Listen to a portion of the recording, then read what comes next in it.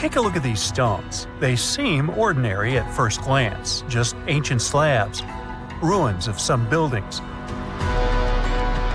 However, unlike many other archaeological finds, this one is among the most mysterious and unique. Here's why. These stones are the remains of a large temple complex called Puma Punku, located in Bolivia. Scientists aren't certain, but it's likely that Puma Punku was built by the Tiahuanaco Empire, which existed between 300 and 1000 CE, before the Inca Empire. There is no information suggesting that this civilization had advanced building technologies. Moreover, they might not have even had a writing system. Every stone was carved and polished with astonishing precision. They fit together perfectly, like pieces of a puzzle. The craft is so refined that not even a razor blade can pass between the stones. Quite impressive for people who lived around 1500 years ago. And these stones are heavy. The largest ones weighed around 130 tons. So, how did the builders transport such weight from one place to another? Scientists suggest that this civilization did not know about the invention of the wheel. So, how did they manage to build such a perfect engineering structure? Did Tiahuanaco have the knowledge and tools for stonework? Or did someone else build Puma Punku? There are several theories about this. Theory 1. There was some advanced civilization that came to South America, interacted with Tiahuanaco, built this engineering marvel, and then left. Theory 2. Some beings from another planet came to Earth, showed humans how to build perfect structures, and created Puma Punku. This theory is dubious. Another idea from this series suggests that Puma Punku was built by mythological creatures from the South American culture at that time. Theory 3, the most likely one. There is no mystery here. Tiahuanaco was indeed an advanced civilization with incredible building technologies. So, what do you think?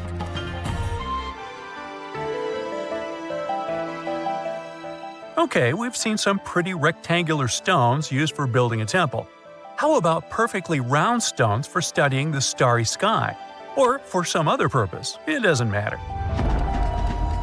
So, welcome to Costa Rica. In the south of this country lies the so-called dicospheres.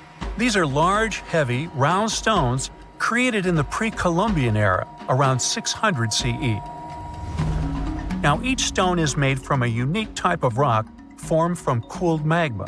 In other words, someone waited for a volcanic eruption to end and for all the magma to cool, and then took all this material and carved these spheres from it. But how did they achieve such a perfect shape? Scientists suggest that people used small stones to grind and carve the cooled magma. Some specialists think that the stones were made for navigation. They could have indicated the way to certain places. Another theory claims that the Deca squares were used for astronomy. No one knows for sure. We may never get the answer to this question because the people who knew the secret of the stones disappeared after the Spanish expansion.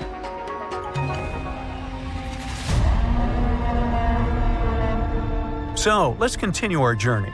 See these cobblestones? Archaeologists still don't know why they're arranged along a long stretch of desert crossing Jordan and Israel. These strange stones form a chain of lines 40 miles long and have been here since around 300 BCE. Because they were discovered by pilots during flights about 100 years ago, some call these stones kites. One of the more popular theories suggests that people placed these structures here to lure animals into a pit where they could be caught. Apparently, ancient hunters knew the behavior of local fauna well, and were sure the animals would somehow walk along these stones, ending up in an open area with a pit where hunters could easily do their work. Perfectly smooth rectangular and square stones, round stones, stone traps for animals. What's next? How about a stone canvas or stone painting? To see this ancient artifact, we'll travel to Glasgow, Scotland, where archaeologists unearthed a stone slab created about 5,000 years ago. It is called the Cockno Stone. The slab measures 43 by 26 feet, about half a basketball court. And this entire area is filled with strange swirling patterns that scientists call cup and ring marks. But what do they mean?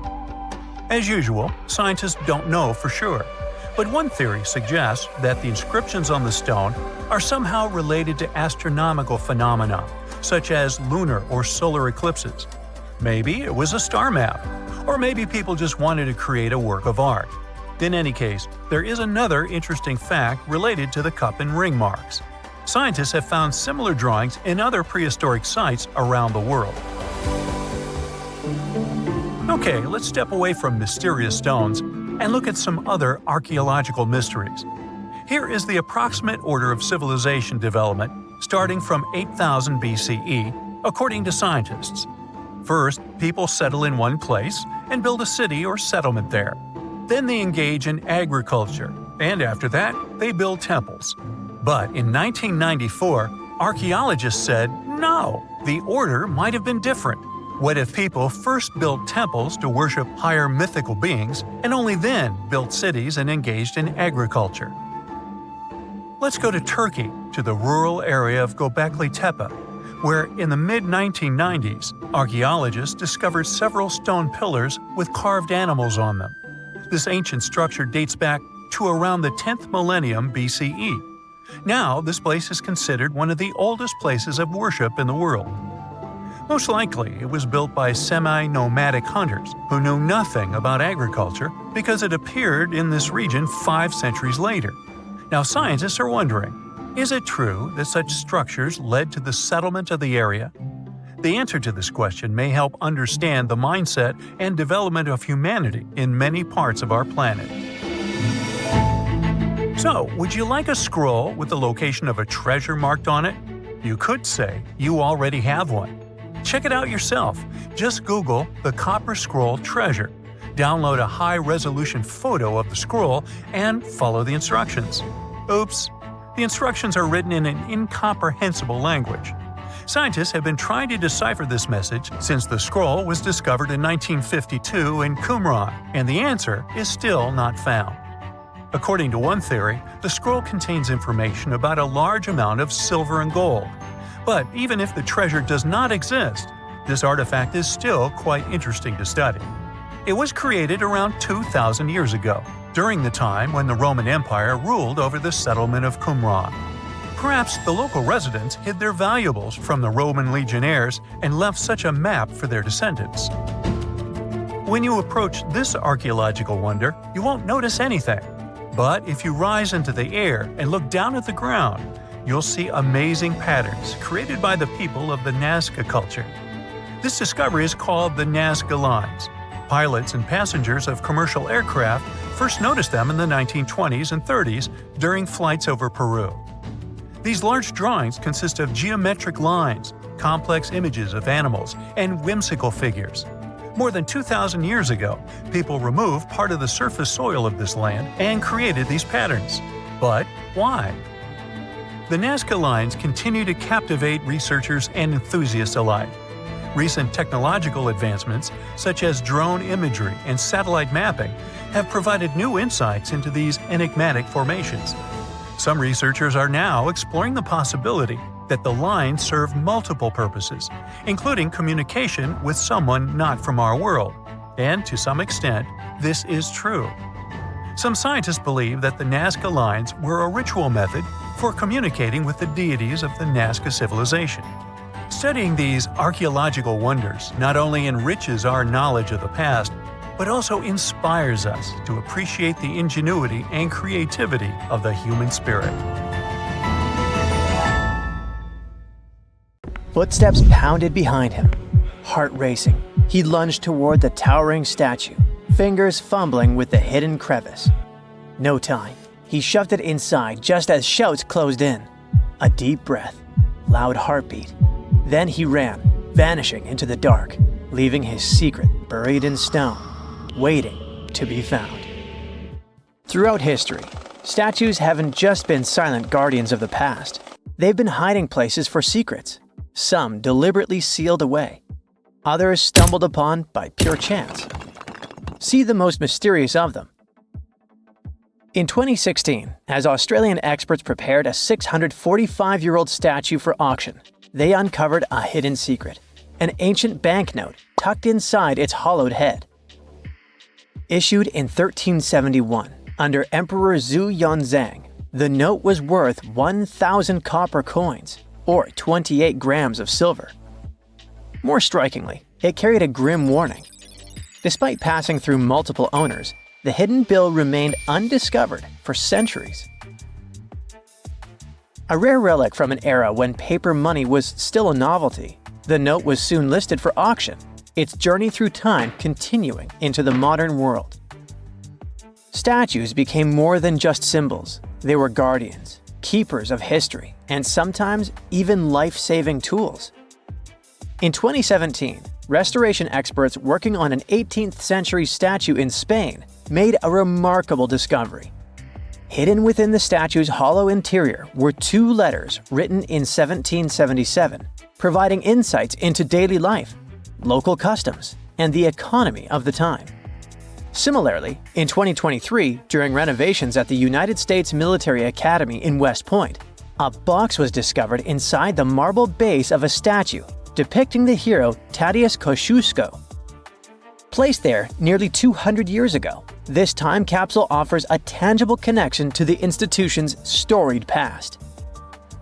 The mystery surrounding statues and their potential to hide secrets extends to some of the world's most iconic monuments. Few places are as shrouded in mystery as the Great Sphinx of Giza. For centuries, archaeologists, historians, and explorers have speculated about what might lie hidden beneath its massive limestone figure. Some people thought the Sphinx concealed the legendary Hall of Records, a supposed library containing ancient knowledge, possibly even lost wisdom from Atlantis. In recent years, advancements in ground-penetrating radar technology have revealed voids beneath the Sphinx, leading many to believe that the statue may hide undiscovered chambers or passageways, some possibly linked to royal tombs or hidden structures. The potential of hidden chambers beneath the Sphinx has captivated imaginations for generations. But what is perhaps even more intriguing is the recent work done by researchers from New York University, who studied the environmental forces that shaped the Sphinx. After recreating ancient wind patterns, the researchers concluded that the Sphinx may have originally been shaped by natural erosion before humans further refined its form. Such revelations open up new avenues for understanding the monument's purpose, as well as the cultural and spiritual significance it held back then. The ancient Egyptians revered Sobek, the crocodile-headed god of power and the Nile, and often mummified crocodiles to honor him. These creatures were placed in temples or tombs as offerings to the gods or to ensure their safe passage to the afterlife. Recently, a group of researchers dove into an interesting study about a crocodile that received the mummification treatment from Egyptian embalmers. They used a CT scanner to uncover all sorts of fascinating details about how this crocodile met its maker and what happened to its body afterward. For the ancient Egyptians, animals weren't just pets, they were major players in their rituals, acting as a bridge between humans and the deities. Hawks, for example, were associated with Horus, the sun deity, since their flight brought them closer to the sun. Cats were linked to Bastet, the fierce and protective mother deity. Crocodiles were among the favorite animals for mummification. These reptiles were seen as symbols of Sobek, the Lord of the Nile, whose presence announced the annual flooding that brought much-needed water and fertile soil for farming. In the past, studying such artifacts could mean damaging the mummy, but thanks to modern imaging techniques, the researchers were able to examine the crocodile while keeping it intact. X-rays and CT scans revealed that the crocodile's digestive system was packed with small stones called gastroliths, which crocs often ingest to aid digestion and maintain buoyancy. Amid those stones, they even found a metal fish hook and a fish. This suggests that large mummified crocodiles were likely caught in the wild using hooks baited with fish. This almost aligns with what ancient Greek historians wrote about life in Egypt. Almost because the Greeks believed that Egyptians used pigs to lure the crocodiles. So, As you've noticed, researchers and archaeologists use cutting-edge technology and meticulous hands-on work to uncover the secrets of ancient civilizations. The process begins with surveys using ground-penetrating radar and 3D scanning to detect hidden chambers, tunnels, or anomalies beneath the surface. Once a promising site is identified, careful excavation begins. Layers of soil and debris are removed slowly, ensuring that no detail is lost. The exhibition of Rijksmuseum in Amsterdam features a remarkable 15th century Tibetan gilt copper statue of Guhya Samaja Akshobhya. This figure, symbolizing the unity of opposing forces and a higher state of enlightenment, was previously unknown to the museum's collection.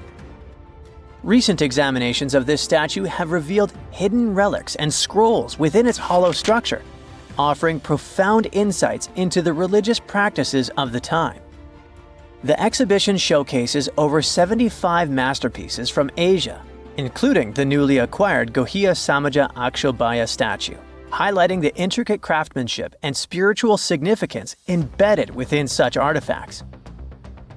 In the heart of Verona, a secret lay hidden for decades within the bronze statue of Juliet. Sculpted in 1969, she became a symbol of love, touched by countless visitors seeking romance and luck. But beneath her worn surface, Juliet was silently guarding something extraordinary. Over time, tiny cracks formed from years of affectionate caresses. Through them, lovers slipped letters, whispered confessions, desperate pleas, and eternal promises. Some tossed in keys, sealing their love with padlocks and hiding the proof inside her hollow frame. In 2014, restoration experts made a stunning discovery. As they worked to mend the statue, hundreds of love notes and rusted keys spilled out, forgotten vows locked away in the heart of Juliet herself. Statues often act as symbols of power and might. However, in more recent times, statues have also been used to convey messages for future generations. The concept of the time capsule, an object or collection of items placed in a container, sealed, and then buried or hidden for later discovery, has a long history. And in modern times, statues have served as the perfect vessels for these capsules, allowing people to communicate with future generations in a very tangible way.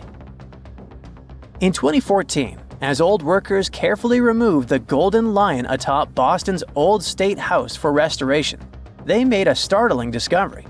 Something rattled inside its hollow head. A Boston Globe article from 1901 had once mentioned a hidden time capsule, but over the years it had faded into legend. Then, a sculptor's descendant unearthed a long-forgotten letter confirming the truth. Inside the lion's head lay newspapers, photographs, autographs, and letters from Boston's past. Messages sealed away for over a century. As the capsule was opened, it felt like history itself was holding its breath. The officials planned to continue the tradition, adding modern artifacts before sealing the lion's secret once more, until the 22nd century unveils it again. We don't know if they carry on with it, though. Advancements in imaging technology have allowed researchers to uncover hidden details within famous sculptures without damaging them. In 2014, restoration experts in Mexico made a shocking discovery while examining a 300-year-old wooden statue. Real human teeth were hidden beneath its serene face. The revelation came not by sight, but by technology.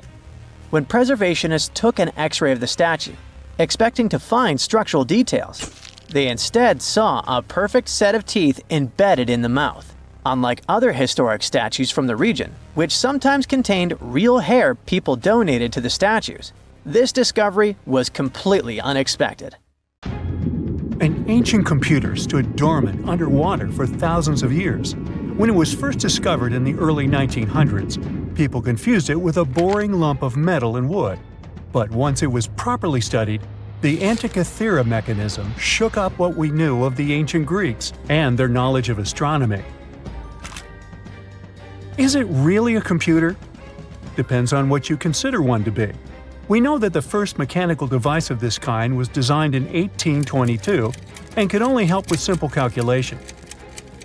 The Antikythera mechanism also doesn't have a keyboard or screen.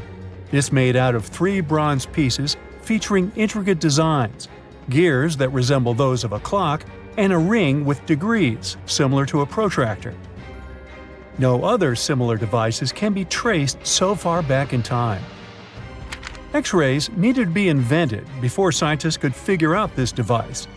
They soon learned that the Antikythera mechanism was probably used to track stars and planets. Here's how it worked. Inside its wooden case were lots of tiny gears. They weren't for telling time, but rather for predicting astronomical events.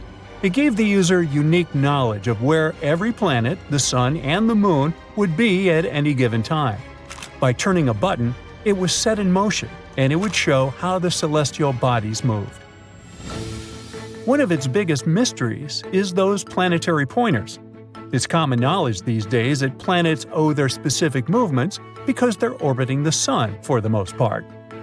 Some believe the Greeks back then weren't that advanced with their astronomy to know this. A few ancient Greek scholars proposed the idea of the sun being at the center of the known universe, but it wasn't a widely accepted theory. The reason why is simple.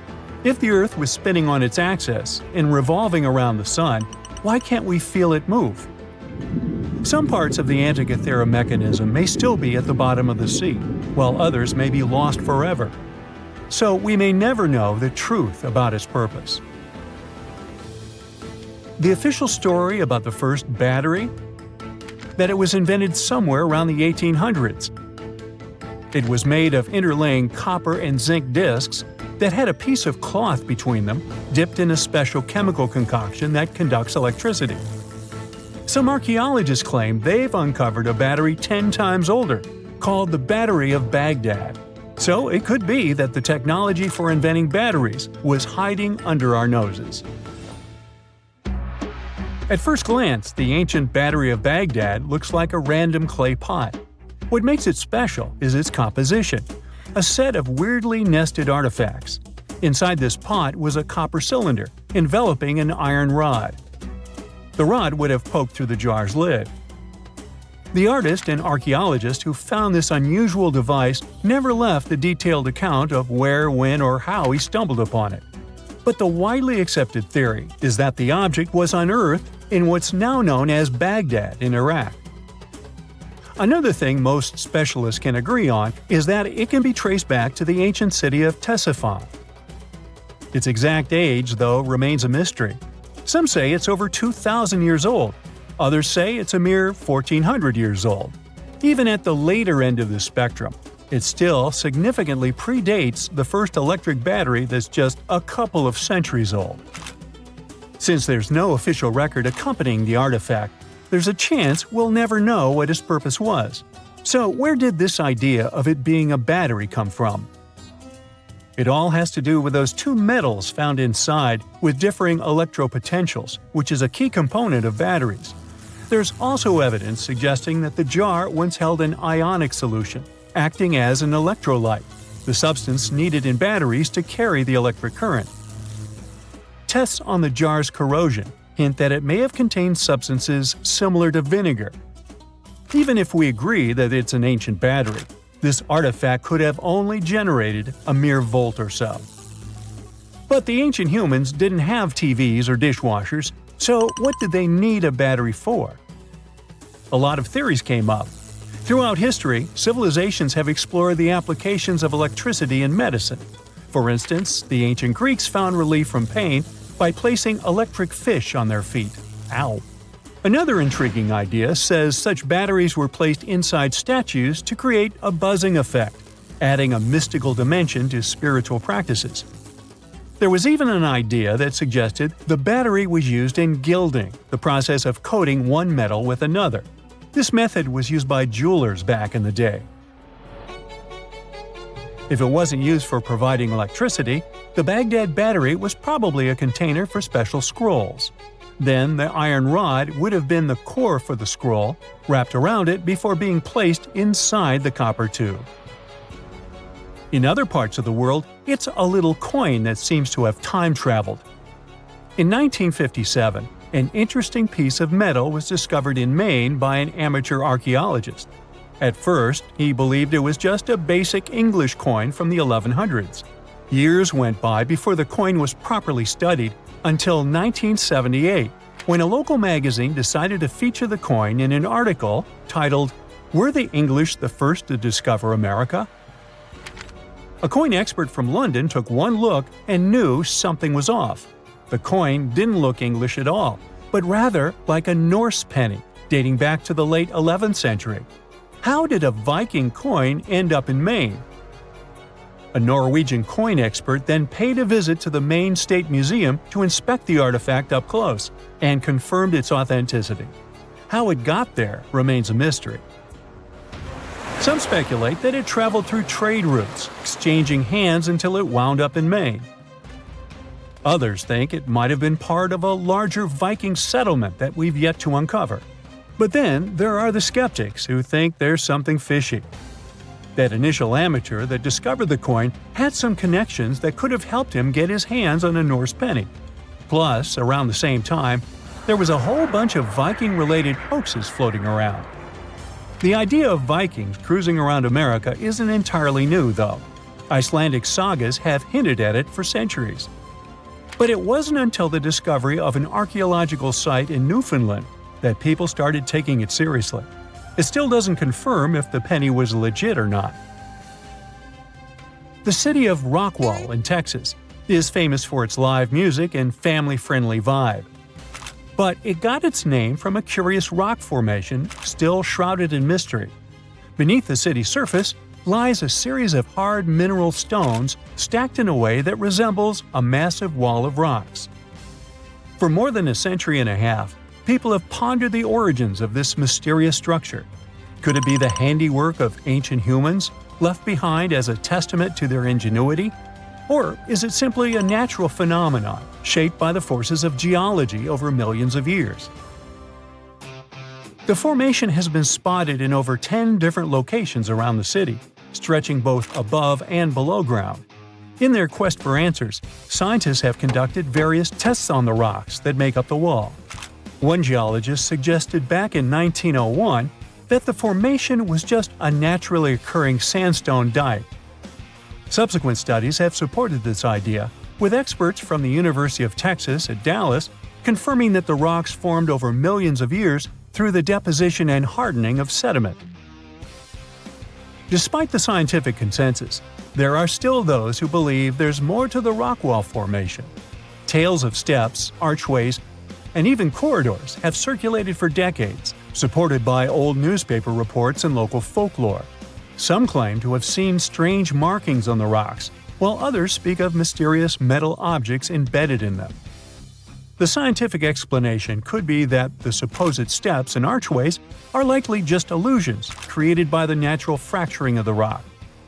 As for the metal objects, it's believed they are simply concentrations of iron-bearing minerals. It doesn't explicitly show ancient humans put them there. Whether the Rockwall Formation was crafted by ancient hands or shaped by natural forces, it remains a cherished part of Rockwall's identity. Can you tell me what date it is today? Piece of cake. You just look at your smartphone and voila, you immediately know the day, month, and year. But was it always this easy to tell the date? Did the ancient people even have the concept of a year that lasts 365 days? Yes and no. Mayan calendars had cycles. That's close to what we call a year. But the Mayan cycle was much longer, 819 days. And this is where the mystery begins. 819 days compared to what? When does this calendar begin, and when does it end? Scientists were asking themselves this question for decades. They discovered and deciphered the Mayan calendar during the 1940s. Recently, two American scientists, John Linden and Victoria Bricker, came forward with a solution. So, what did they do differently from their predecessors? The duo deciphered the code by broadening their thinking. They expanded the calendar from 819 days to full 45 years. That's 20 times longer than the original cycle. And a pattern started to emerge. This was a major breakthrough because the Maya told time in a complicated way. You can forget about the easy-to-read Arabic numerals we have today. These ancient people used glyphs.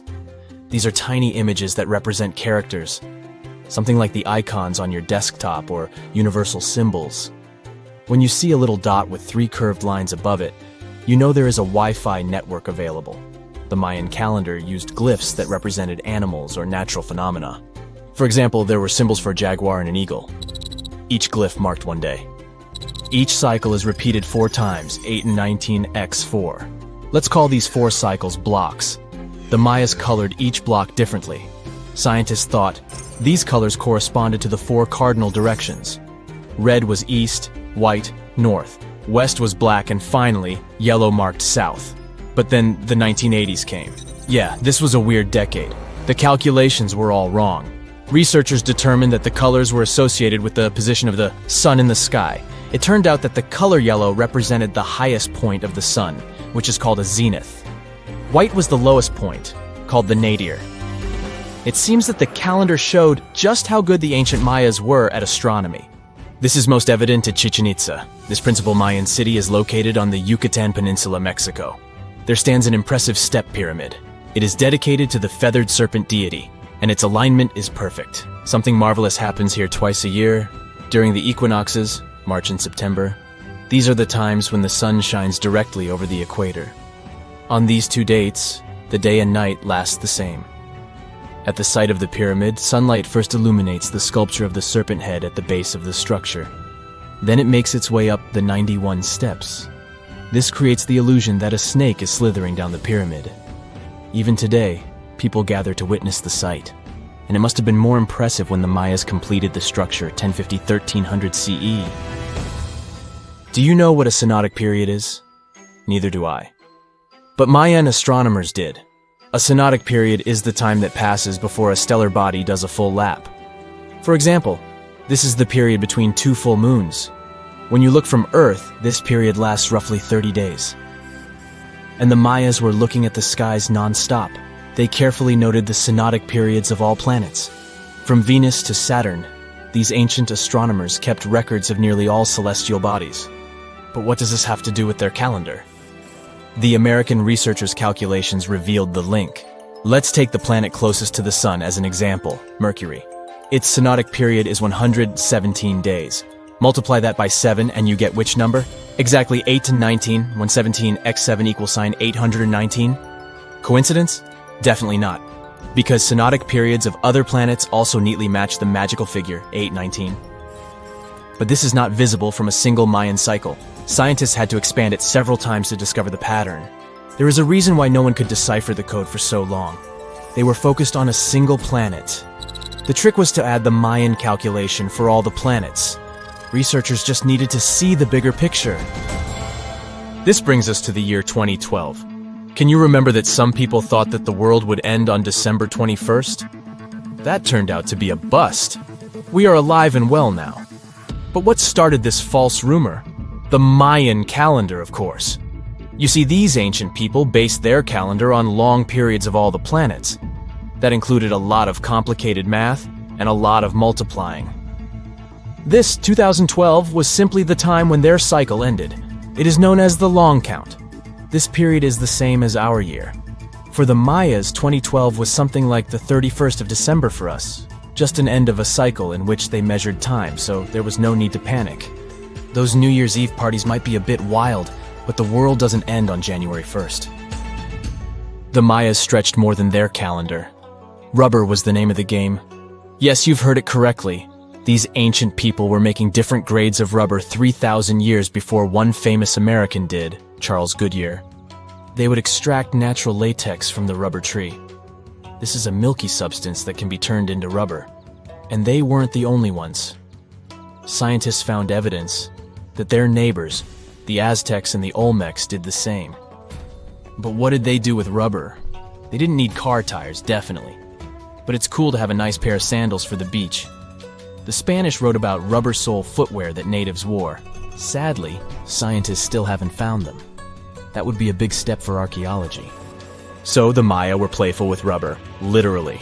Researchers guessed that they produced balls from latex. These were bouncy and ranged in size from a softball to a soccer ball.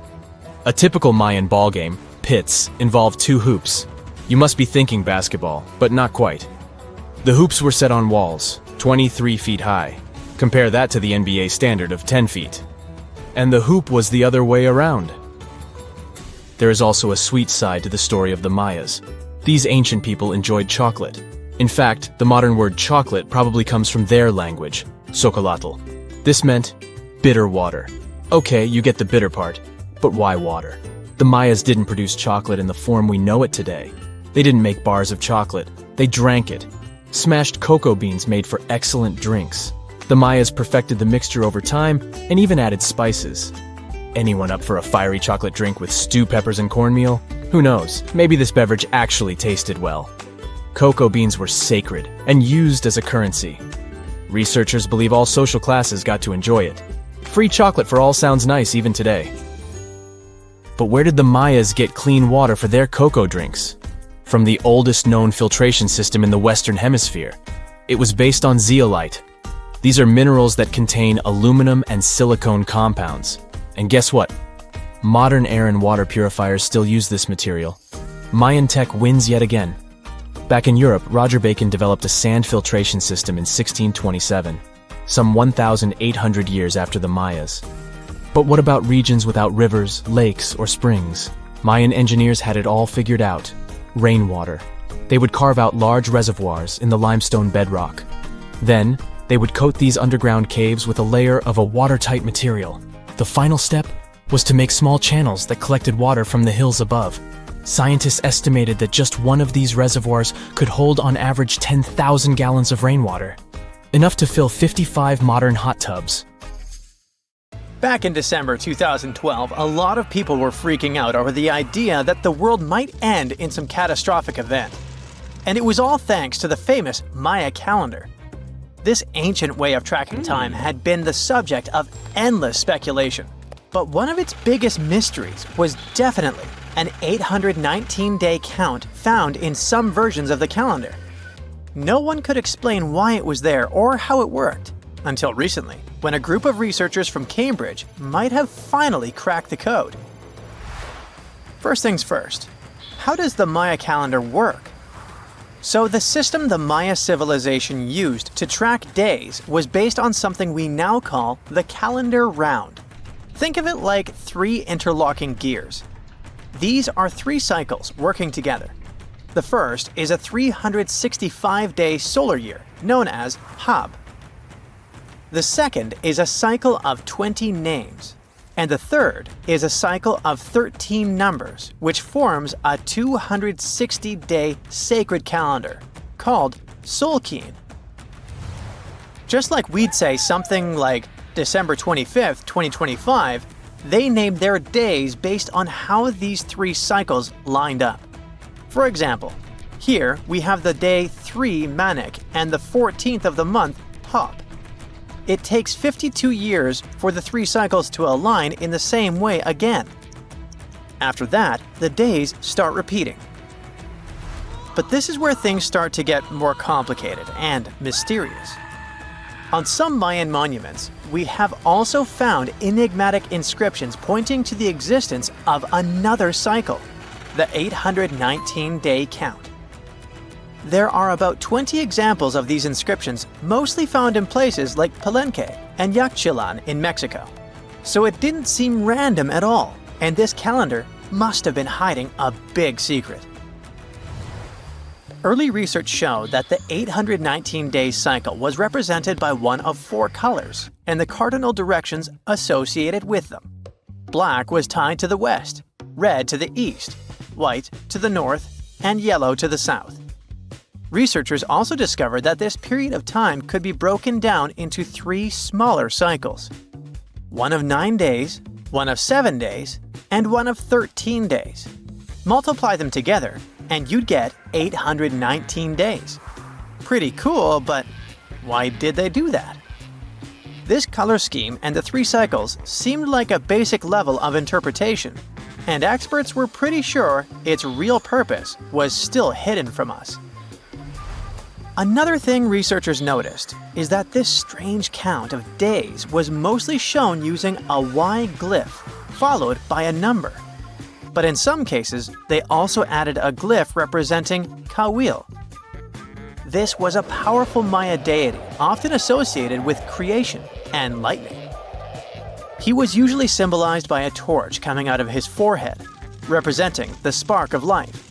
But in the 90s, a study suggested that when Kawil's inscription showed smoke and fire coming from his forehead, it could actually represent the planets Jupiter or Saturn, or maybe even both. Wait, that means that the 819 days count could be linked to both planets in some way. From there, research focused on figuring out what that link might be. The first conclusion is that this calendar might have helped the Maya track the movements of those planets in some way. Then they started noticing something interesting. These cycles could be specifically tied to the synodic periods of Jupiter and Saturn.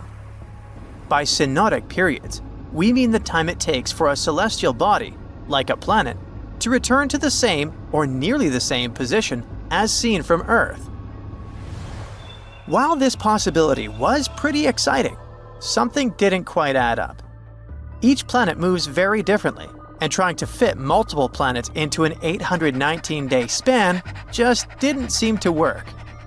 In other words, this 4-part color-coded calendar system was simply too short to align perfectly with the synodic periods of the visible planets. So it looks like we're back to square one. This mystery had people scratching their heads for ages, until 2023, when specialists realized they might have been looking at it all wrong. Researchers actually needed to shift their perspective. Instead of seeing this system as 819 days, they needed to consider the number as representing timelines. And this period of time could be just a small part of a much, much bigger calendar. You see, as we said earlier, this cycle seemed to track the period when a planet became visible to people on Earth. To prove that these 819 cycles were timelines, not actual days, researchers needed a planet that could serve as a starting point to back up their theory. In this case, it was Mercury. And there's a pretty simple reason for that. Mercury's synodic period is 117 days, which fits perfectly into the calendar count. I mean, if you take 1819 and divide by 117, you get the number 7. So, Mercury is the only visible planet whose synodic cycle fits neatly into this period as whole numbers. Perfect. Now they had a solid starting point. From there, they needed to expand the calendar by increasing its length to 20 periods of 819 days. Suddenly, a pattern emerges. And just like that, all the synodic cycles of the planets fit perfectly into the system. For example, Saturn's synodic period from 378 days lines up perfectly after 6 819-day cycles. Venus aligns every 5 cycles. Jupiter every 19 cycles. And Mars, which takes the longest, needs 20 cycles. In other words, it takes about 45 years for Mars to align with the synodic periods of all visible planets. So, this is how researchers determined that the ancient civilization wasn't referring to days, but rather to timelines. The Maya astronomers came up with this count as part of a larger calendar system of 20 periods. But then a question comes up. Why was studying the synodic period so important to the Maya? Well, we don't have super specific answers about this mysterious calendar yet.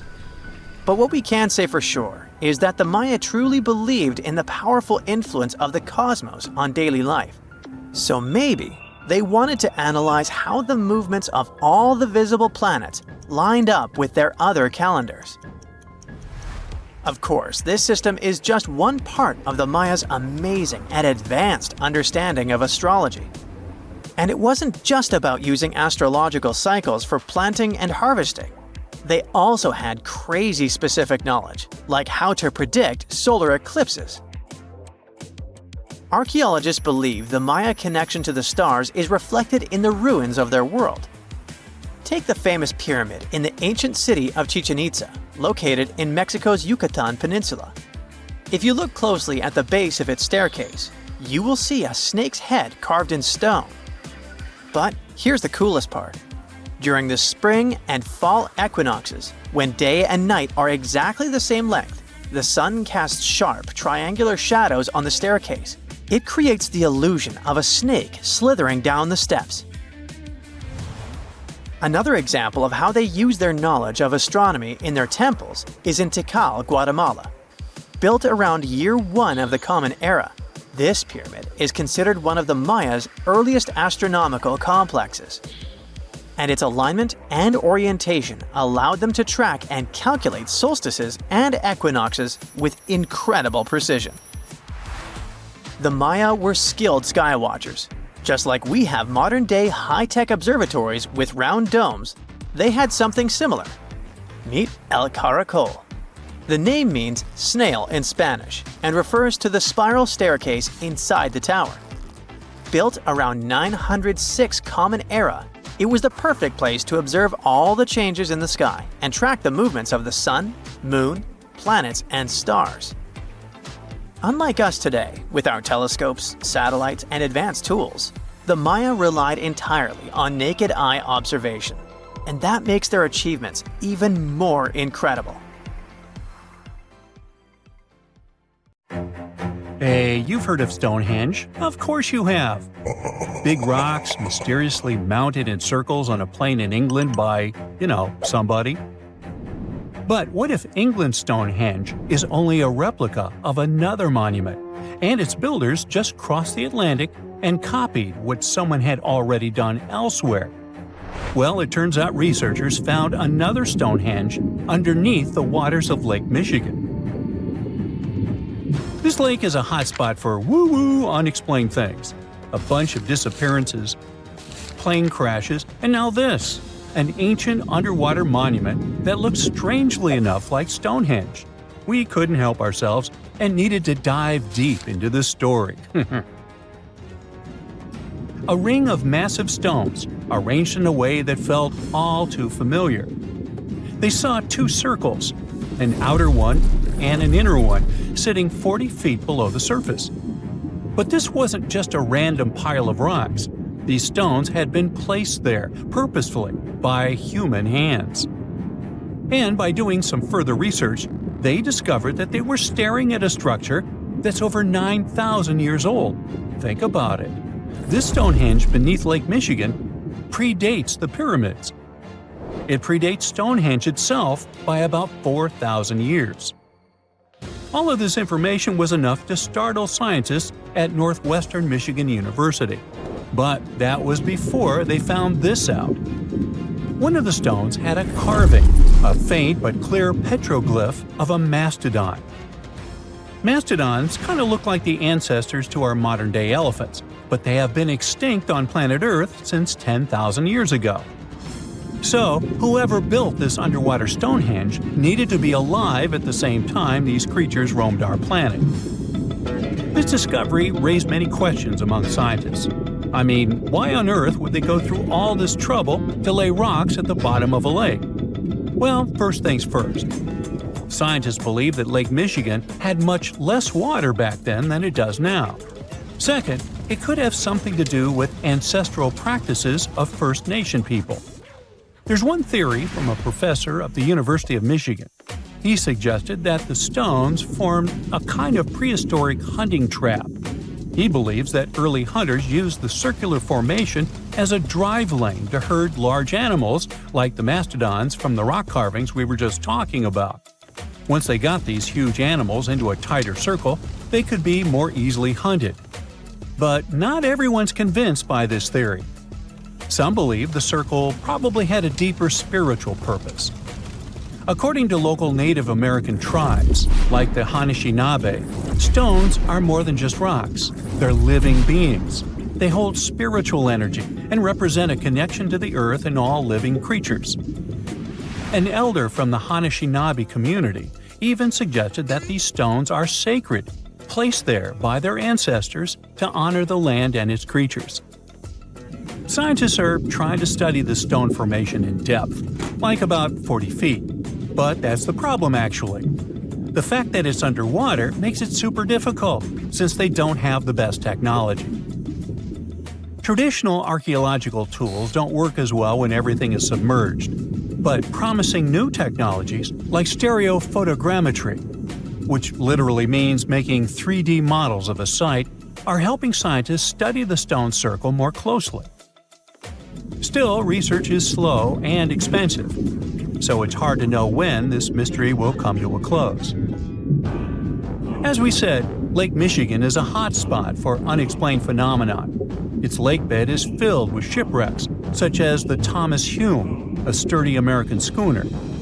It also collects debris from airplanes that have suddenly gone missing while flying the area, such as Northwest Airlines Flight 2501 that disappeared in the 1950s.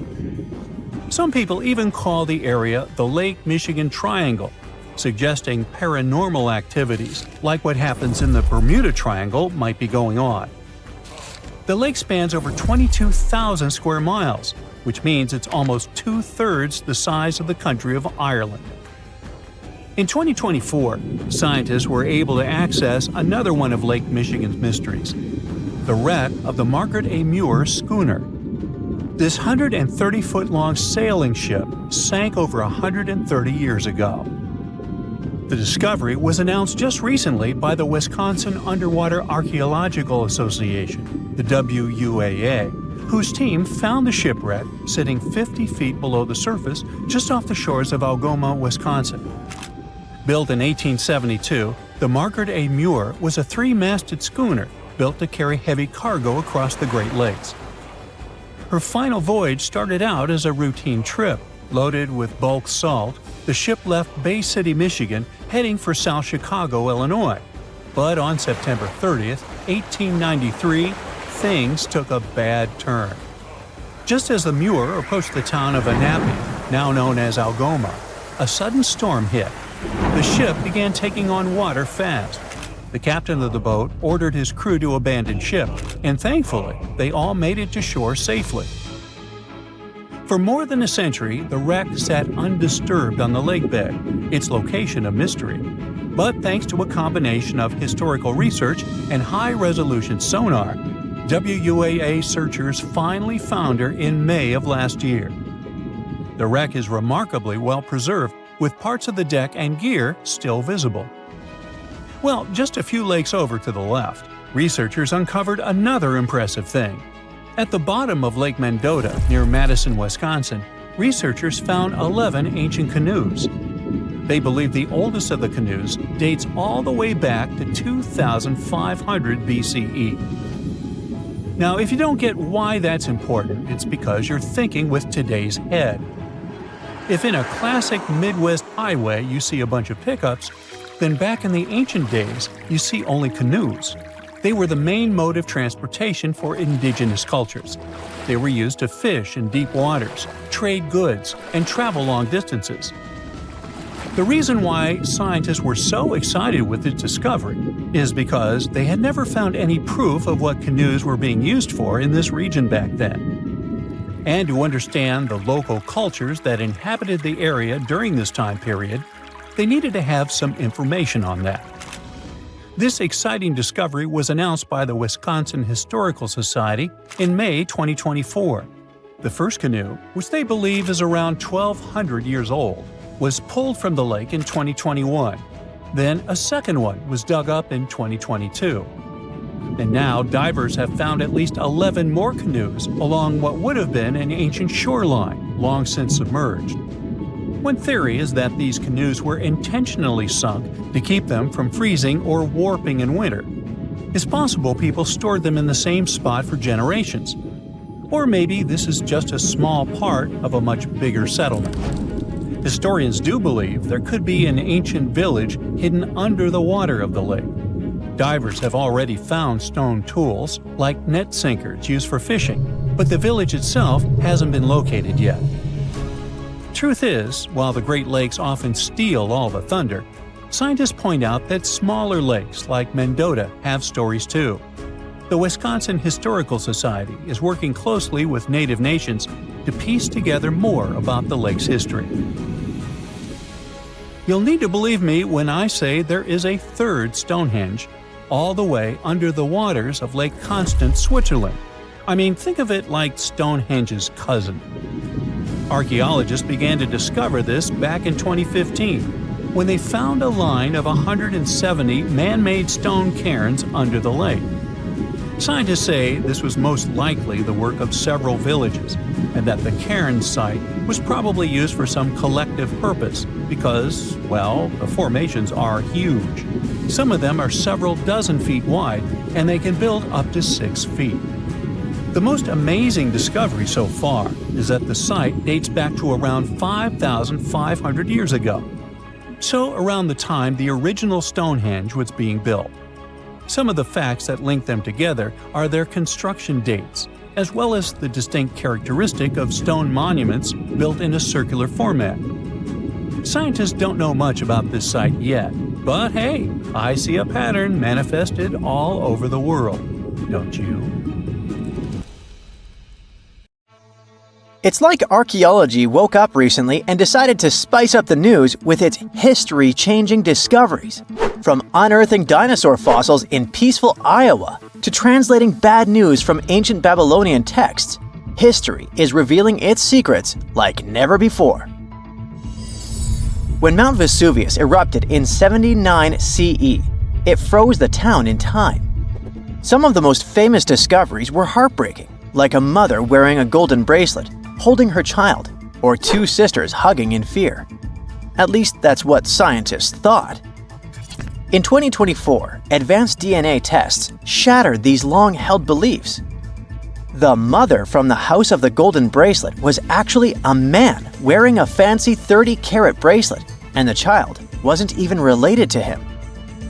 As for the two sisters, DNA revealed one was actually a man, while the other remains a mystery. Some speculate they were lovers, but the truth is still buried in time. Speaking of rewriting history, another shocking revelation comes from ancient Babylon. Recently, archaeologists translated 4,000-year-old texts that turned out to be heralds of terrible news. These specific texts that were translated are believed to be from Sippar, a city near the Euphrates River in modern Iraq. They talked about lunar eclipses, which is when the Earth's shadow blocks the moon, and for ancient Babylonians, these were warnings. Eclipses could mean everything from floods and famines to chaos in the kingdom. But here's the interesting twist. Babylonians also came up with clever ways to cancel these bad omens, like calling in priests to perform rituals, or consulting oracles for advice. These ancient astrologers took their job seriously since it wasn't just about stargazing. It was about keeping the kingdom safe. Augustus was the first Roman emperor, so we can say he was a big deal. Archaeologists have already found ruins of the villas where he partied, but now they think they've found his final resting place. In a place near Naples, they've found an old structure buried under a villa. They found the equivalent of a modern heating system, something that was probably used to draw warm baths. They also found shelves filled with ancient jars, suggesting the site later became a temple. They're still not sure this was Augustus's last home, but if confirmed, this would be a big deal for world history. While ancient Rome is surprising us, the famous Nazca lines in Peru are also revealing hidden details. These massive geoglyphs, created thousands of years ago, have only been partially studied until now. Scientists trained artificial intelligence to help them scan 243 miles of terrain. With AI's help, they identified over 300 new motifs, including llamas, stick figure people, and strange heads. The algorithm, originally developed to decode charred scrolls from Mount Vesuvius, has doubled the number of known glyphs. The past is getting a serious digital upgrade. Meanwhile, in Bulgaria, archaeologists made a surprising discovery in a place few would expect: a sewer. In 2024, researchers unearthed a nearly intact 6.8-foot-tall marble statue of Hermes, the Greek god of travelers and trade, hidden beneath layers of soil. Experts believe it was placed there for safekeeping after an earthquake in 383 CE damaged the city's infrastructure. At that time, paganism was declining and Christianity was rising as the Roman Empire's official religion. Many pagan idols were being destroyed, but it seems some locals secretly preserved their deities by hiding them underground. Searching the bottom of the River Thames is probably worse than looking under your bed. The riverbed collects all kinds of discarded treasures, including a legendary typeface. In the early 1900s, two men created the Dove's typeface for printing books, but after a bitter falling out, one of them threw every single metal letter into the river. A century later, in 2014, a designer trying to revive the typeface began searching for the lost letters. In just 20 minutes, he started finding them. With the help of divers, more were uncovered, and today, some of the lost letters are on display in a museum. Not much goes on in Iowa, which is why finding a huge 13,000-year-old mastodon skeleton made headlines. In 2022, a researcher received a photo of a massive femur believed to belong to a prehistoric animal. It took 2 years to secure funding for excavation, but in 2024, archaeologists finally dug in. After 12 days of work, they uncovered a well-preserved mastodon skull, the first ever found in a Midwestern state. This discovery would make Indiana Jones jealous, especially since it happened in Petra, the ancient Jordanian city featured in one of the movies. Archaeologists uncovered a 2,000-year-old chamber beneath Petra's treasury, containing at least 12 skeletons, along with iron and bronze artifacts. The chamber, built by the Nabateans, sheds new light on their afterlife practices, which remain largely mysterious. One of the most intriguing finds was a ceramic chalice clutched by one of the skeletons. Back in Peru, archaeologists made a groundbreaking discovery that turned Peruvian history upside down: a female ruler. At the 1,600-year-old site of Pañamarca, scientists uncovered a throne room decorated with colorful murals. These murals depict women spinning and weaving, men carrying a crown, and even a crowned woman speaking to a birdman. The discovery suggests that Moche women weren't just spiritual leaders, but rather had real political power too. Tiny houses are mainly a modern thing, but archaeologists think they found one in ancient Pompeii. Unlike traditional Roman homes, which had grand atriums for entertaining guests, this house had none. But what it lacked in size, it made up for in artistry. Inside, scientists found a painted altar decorated with birds of prey, sparrows, snakes, and plants. The altar held ceremonial items like a lamp and an incense burner, still holding traces of fragrant herbs. In 2021, researchers scanning the Baltic Sea found a massive stone wall hidden beneath the waves. The Blinker Wall, stretching over 1.5 miles, could be Europe's oldest man-made structure. Sitting 68 feet below the surface, it's built from around 1,400 small stones placed between 300 giant boulders, some weighing up to 142 tons. Dating back over 10,000 years, the Blinker Wall predates Stonehenge and France's Karnak stones, meaning it was likely built when the area was dry land. Scientists believe it may have been a reindeer hunting tool, guiding animals into a lake where hunters could strike. Oh, and then there's the granite slab that was found in Egypt's Abydos area. At first, it was thought to belong to two important people from ancient Egypt, but a recent discovery showed it was actually part of the sarcophagus of Pharaoh Ramses II, one of the most famous Egyptian rulers. A researcher found a special engraving on the slab that had Ramses II's name on it. Ramses ruled Egypt a long time ago, and after he died, his tomb was looted, so his body and belongings were moved around a few times. This new discovery shows that after Ramses' tomb was robbed, some of his things were used again. The finding also teaches us that ancient Egyptian tombs were often looted, and the things in them were reused. Recently, something unexpected happened during a dig in Norton Disney, back in England. While searching for ancient coins and brooches, a volunteer from the Norton Disney History and Archaeology Group stumbled upon a mysterious Roman dodecahedron. This small hollow object, made of copper alloy with 12 pentagonal sides, was buried for 1,700 years, but was surprisingly well preserved. Though over 30 of these strange objects have been found in the UK, no one knows for sure what they were used for. Some think they might have been measuring tools or calendars, while others believe they were used for rituals. The Norton Disney Group thinks these dodecahedra were likely symbols for religious ceremonies, as many show no signs of wear from daily use.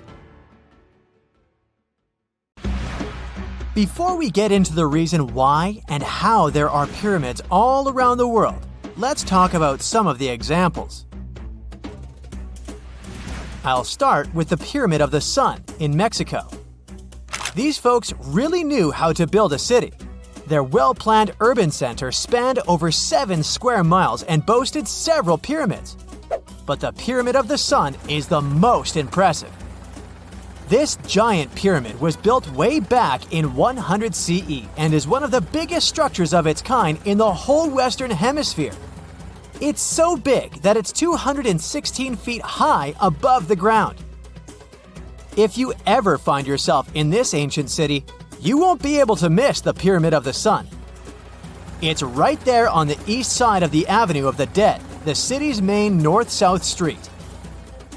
To build this incredible pyramid, around 1 million cubic yards of material were used, including a special kind of red volcanic rock called hued tizontle.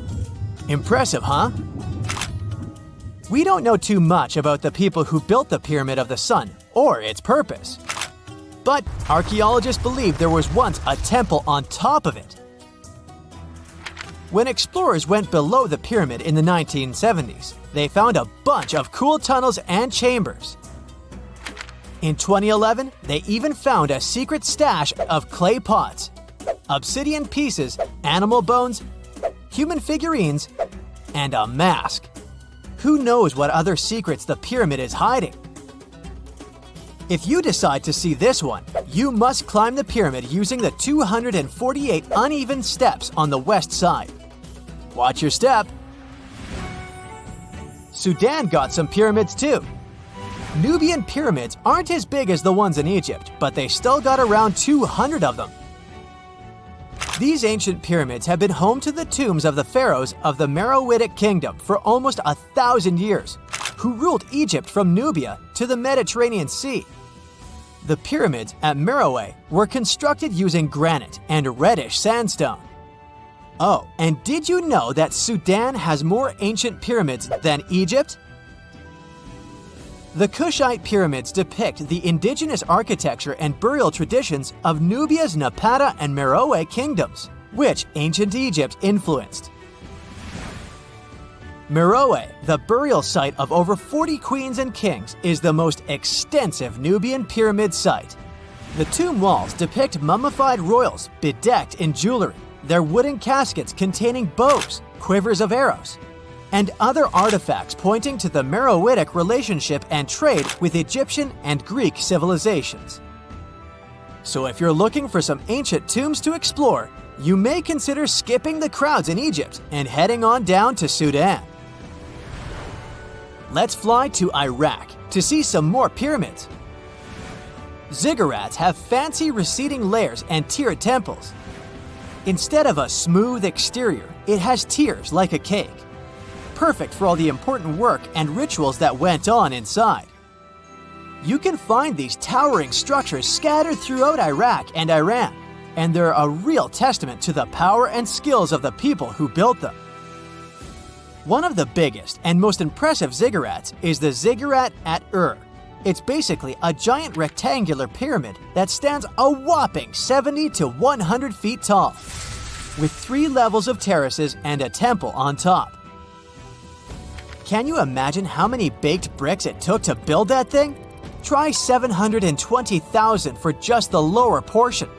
This particular ziggurat was built for Sumerian king Ur-Nammu. Similar to other ones, this pyramid has been around for thousands of years, so it got a little rough around the edges.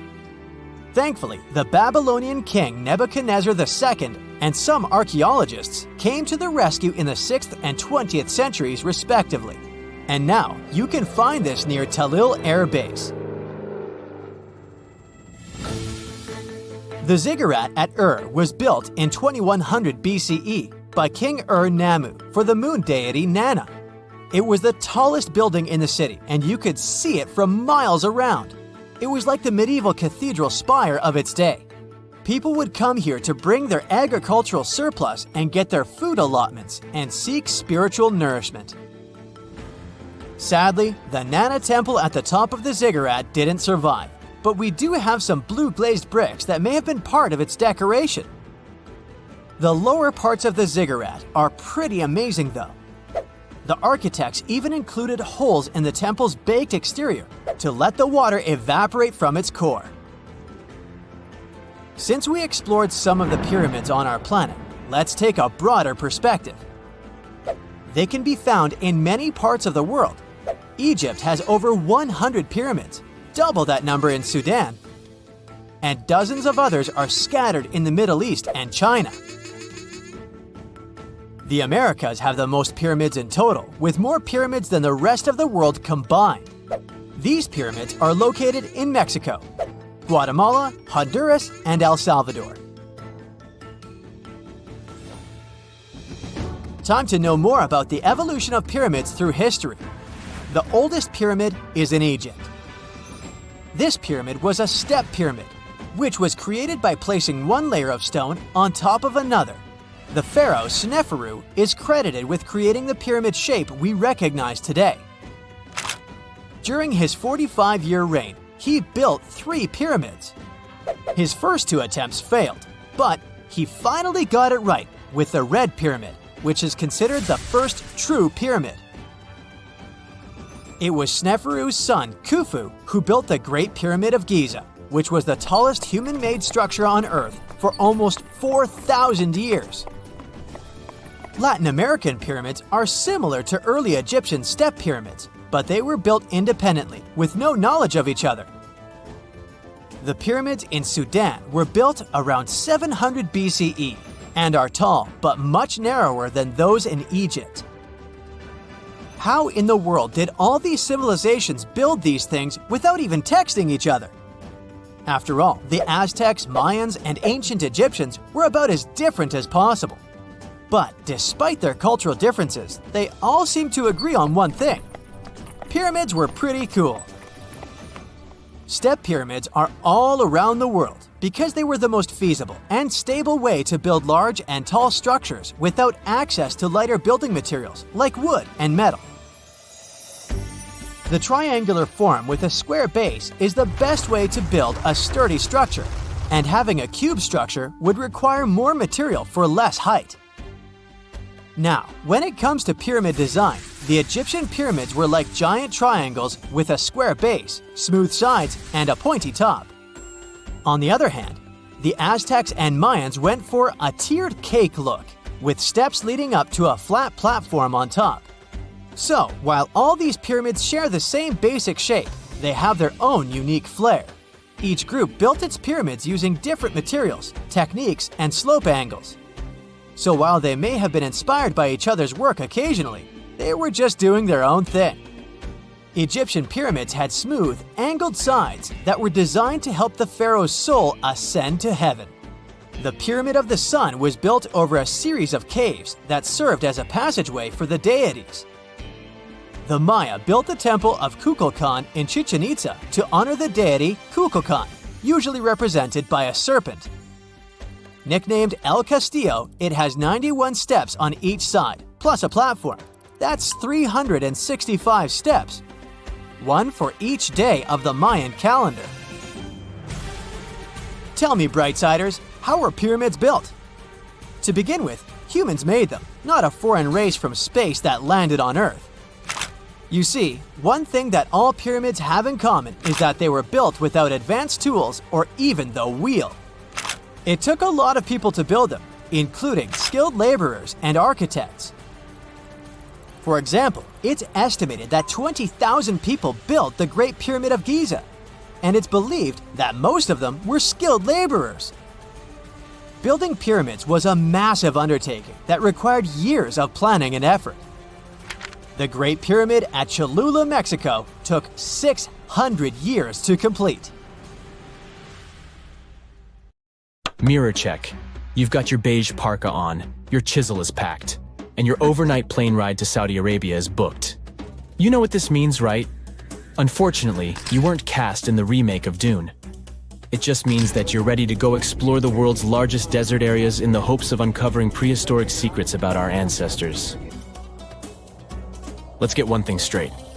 If you ever thought that deserts were empty spaces, think again.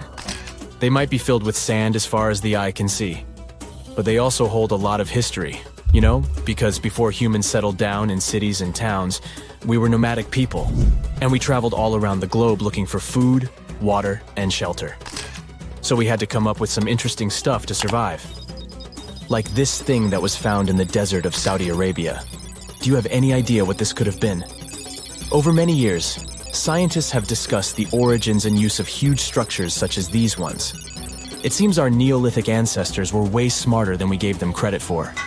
They didn't spend all their hours around the fire carving weapons out of stone. No, they were also practicing their architectural skills.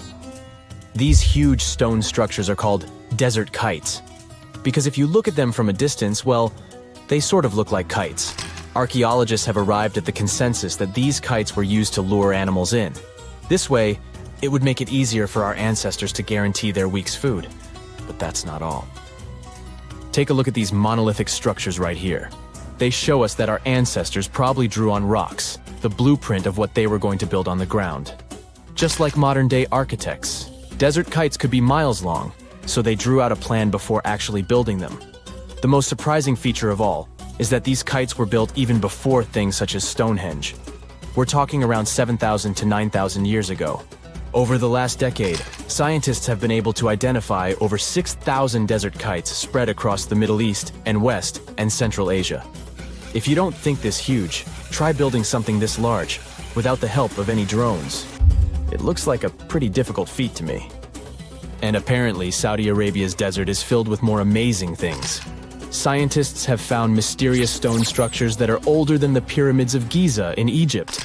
So of course, you can't wait to go check that out. Can we all agree that carrying around heavy rocks to build a pyramid without the help of modern technology sounds absurd? I mean, how on earth did they do it? Now imagine turning back the clock about 2,000 years into the past and finding humans that built similar gigantic structures in isolated areas. Take a look at these so-called mustadils.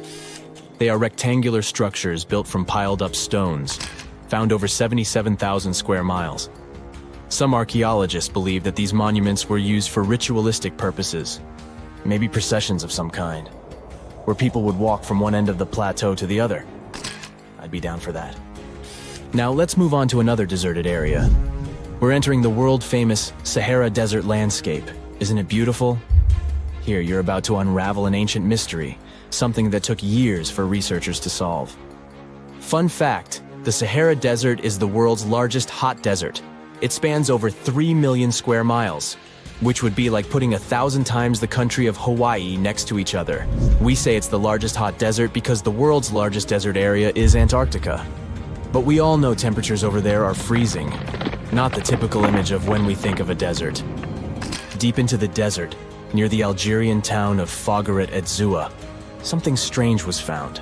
For decades, these tiny dots appeared on images of Google Earth, but nobody could explain what they were. Some scientists were sure that these circles are the result of oil activity in the region.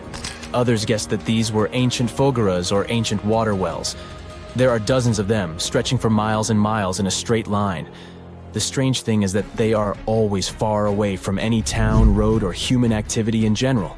So what was or is their purpose? If you had to take a guess, what would you say?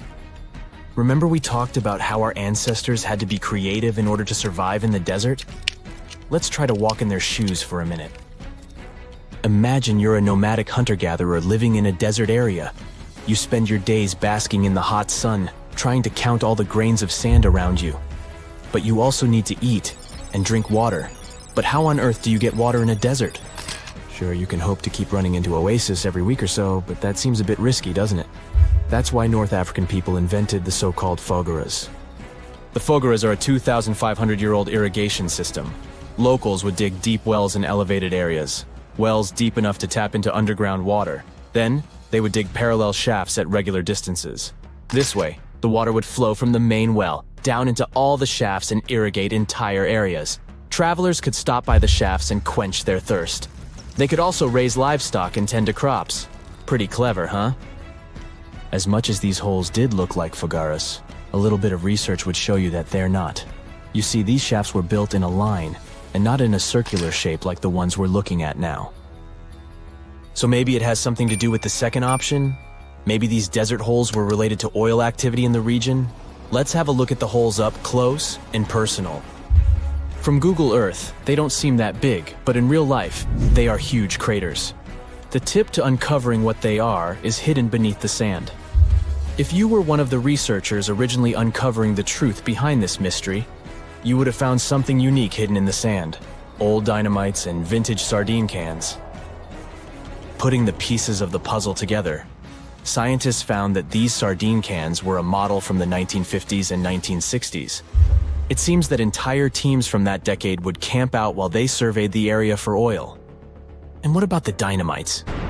These were used for seismic surveying. This is an old technique, used to identify if there is oil and gas beneath the Earth's surface. Still in North Africa, you find out about another desert mystery worth exploring.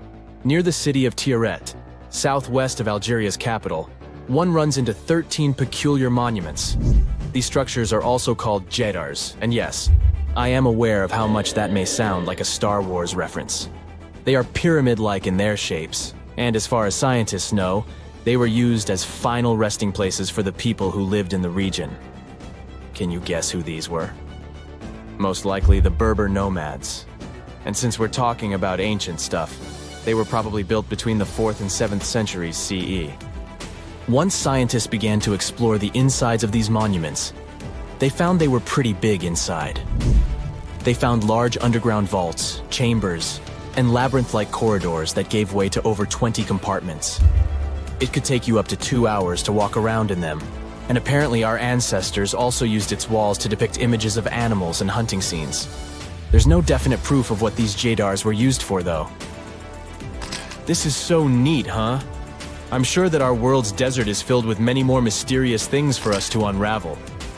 I guess I'll see you next time so that we can continue our explorations. There's this interesting ancient site near St. Louis, Missouri, that a lot of people don't know about.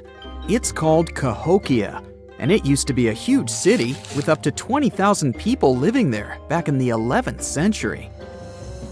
It's full of these massive earthen mounds that were built by hand, and the biggest one is still there today, at the Cahokia Mound State Historic Site.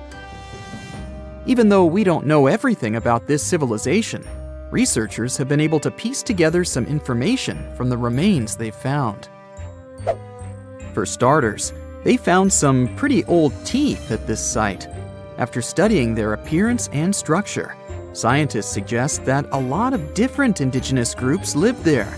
About a third of them came from other areas in the middle of the continent, which they figured out by studying the different levels of various substances in the teeth. And get this, the way the mounds are arranged shows that this was actually a planned-out city, not just a bunch of villages grouped together. The rulers lived on top of the mounds, while everyone else lived in other structures. It's amazing to think that they were doing things like farming, hunting, logging, pottery, and weaving, all within this one giant city. Right in the middle of Cahokia, there was this giant mound that was about 100 feet tall, and around it, there was this huge wooden fence. Inside the fence was the city center, which had a big open space called a plaza. Archaeologists think that the plaza was designed to represent the 4 cardinal directions of the world. It was like the people who built it wanted to create a place that was in harmony with the universe. The center of the city was where they held ceremonies and events, and it was such a big deal that people from outside Cahokia would come to be a part of them too. What became of this city? Hard to tell. Some people think that the reason it fell apart is that they cut down too many trees and the land got all messed up. Other scientists believe that's not true because the soil was still in pretty good shape after the city was gone. The Europeans were not even around at that time, so they couldn't have influenced the downfall of Cahokia either. There's also one theory that suggests there were fights with other communities that caused the city to collapse. These days, there are over 65 preserved mounds, and you can even climb the steps of the tallest one. The best part is that local authorities are thinking of making it a national park, so you should totally plan to visit before it gets too crowded.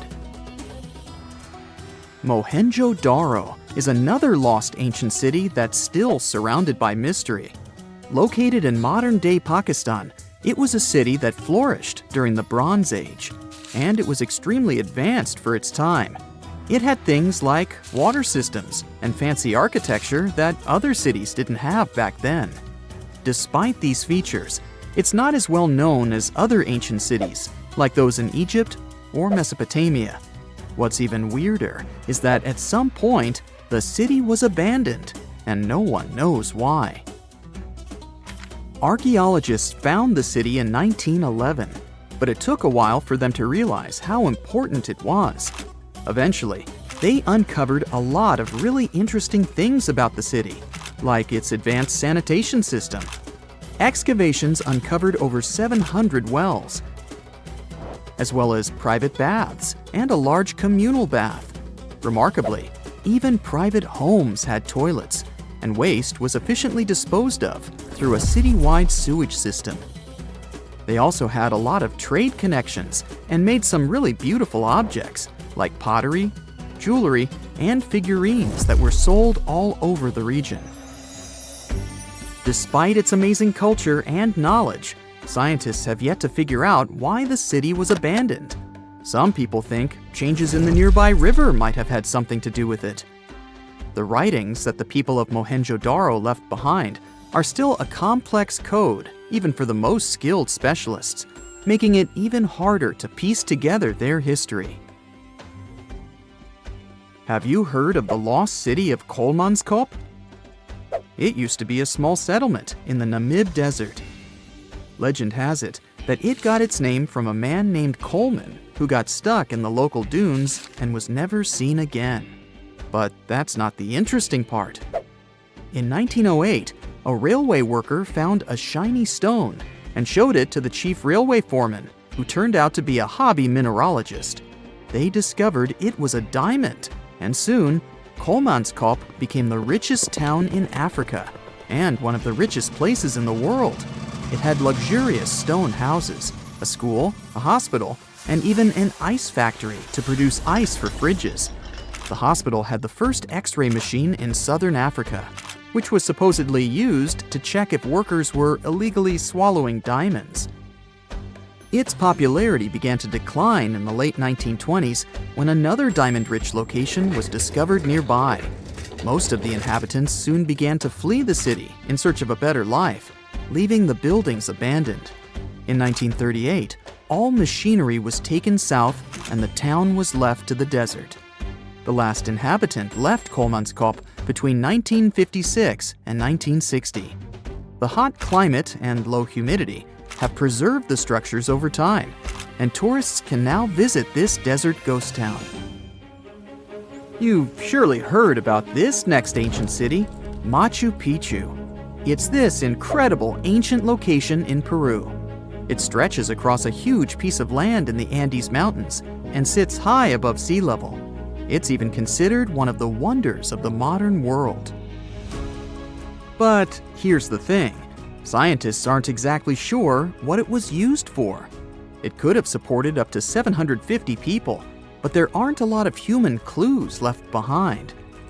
Some people think it was more of a spiritual or ceremonial place, while others believe it may have been like a fancy spa retreat for the nobles.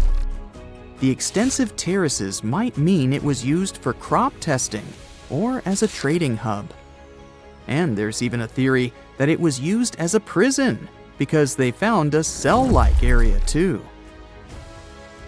It's amazing that even today, archaeologists and historians are still puzzled about how it was built. Did you know that they probably didn't even use wheels for transportation? And those massive granite rocks were somehow pushed up the steep Andean mountains, even though most of them weighed a lot. Some historians think that hundreds of people worked together to push each rock up the peak. The huge stones at Machu Picchu are also so close together that you can't see any cracks between them. It's pretty cool because it also makes the area safe during earthquakes, which is important since Peru is a shaky country. But how did the stones stay put during all those quakes? They actually move a little bit, but then they go back to their original spot, almost like they're dancing. Some people think wet wooden wedges were used to keep them in place, but that doesn't really add up, considering how big the structures are. Locals back then also seem to have built Machu Picchu without using any pack animals or iron tools. They had to sculpt and put everything together using mostly their hands. Plus, the citadel is built on a fault, so they had to move a bunch of stone and earth to make it flat. Scientists also think that the real construction is actually underground because of the deep foundations and drainage system. In fact, there's a hidden water system that was just recently discovered using 3D scanning. They didn't even use mortar to put the granite blocks together. They were so precise that you can't even fit a sheet of paper between them. One theory suggests that people that lived there used stone tools made of a harder material than the stone they were cutting. They found the tomb of a royal doctor who lived over 4,000 years ago, a man who held pharaohs' lives in his hands. This man knew secrets that only deities and kings were allowed to hear. And yet, when they opened his tomb in 2024, there was no body, just vivid paintings, untouched by time, and cryptic symbols carved into stone. Who was he, and why was he buried with spells linked to a scorpion deity? The tomb was buried deep beneath the sands of Saqqara. The doctor's name was Tete Nebefu. He lived around 4,100 years ago, during one of Egypt's most mysterious turning points, right at the edge of glory and collapse.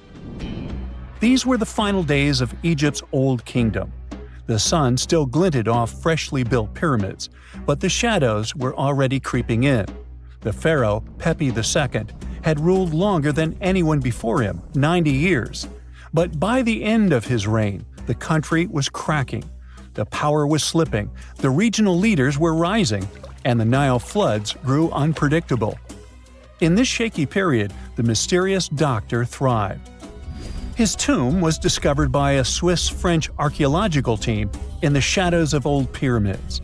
The weirdest part was that when they uncovered his burial chamber, they found no body, no golden treasures either. Unfortunately, the tomb had been robbed long ago.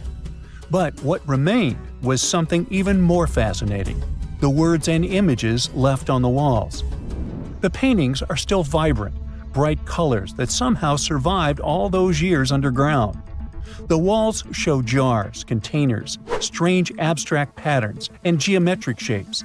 And then there are hieroglyphs, lines and lines of sacred script carved with precision, like someone had poured their soul into every curve. These inscriptions revealed who Tete Nebefu truly was. Turns out, he wasn't just any doctor. He was the conjurer of Serket. Now, Serket was the female deity of scorpions, sacred and terrifying. Egyptians believed she could stop venom, heal bites, and protect the living from toxic elements.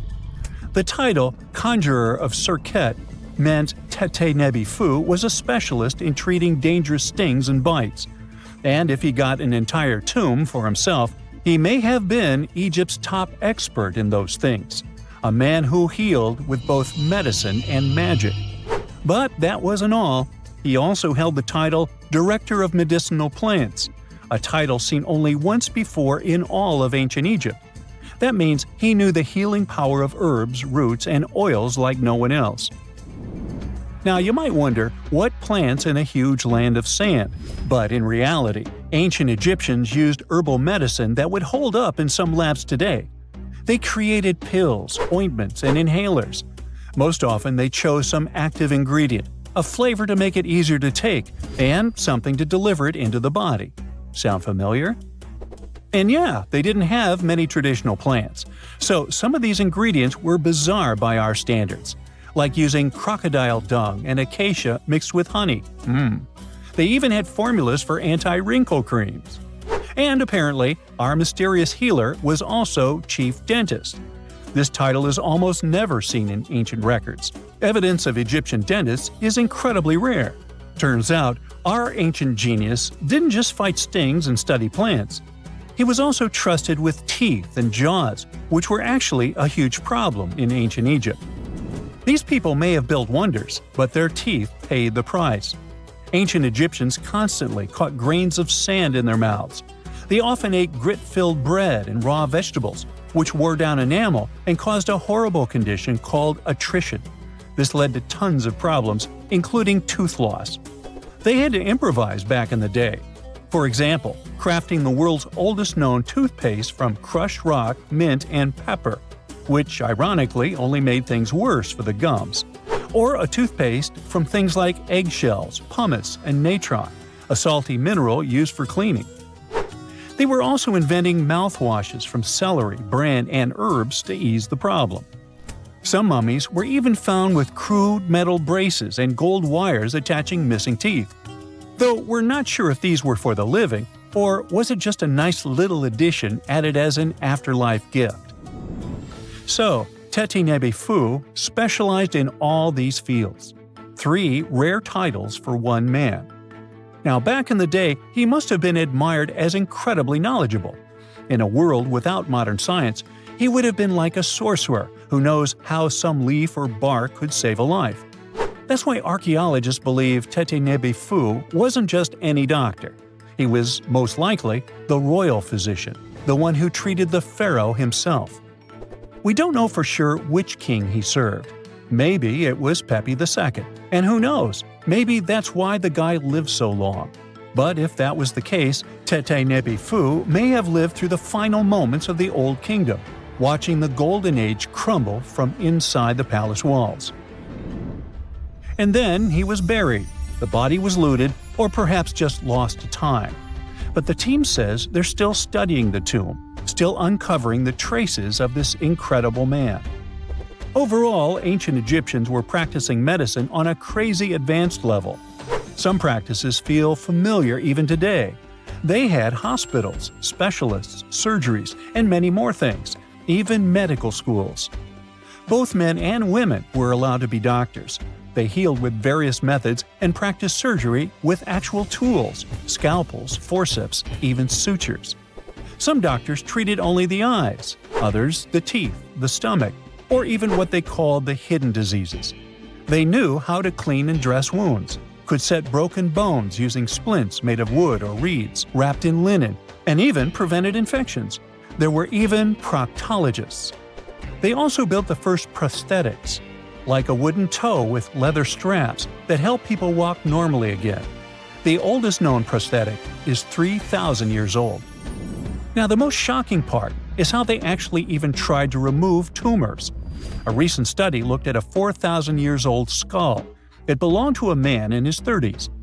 There were signs of past tumors, and around 3 of them, there were marks, surgical cuts made with a metal tool.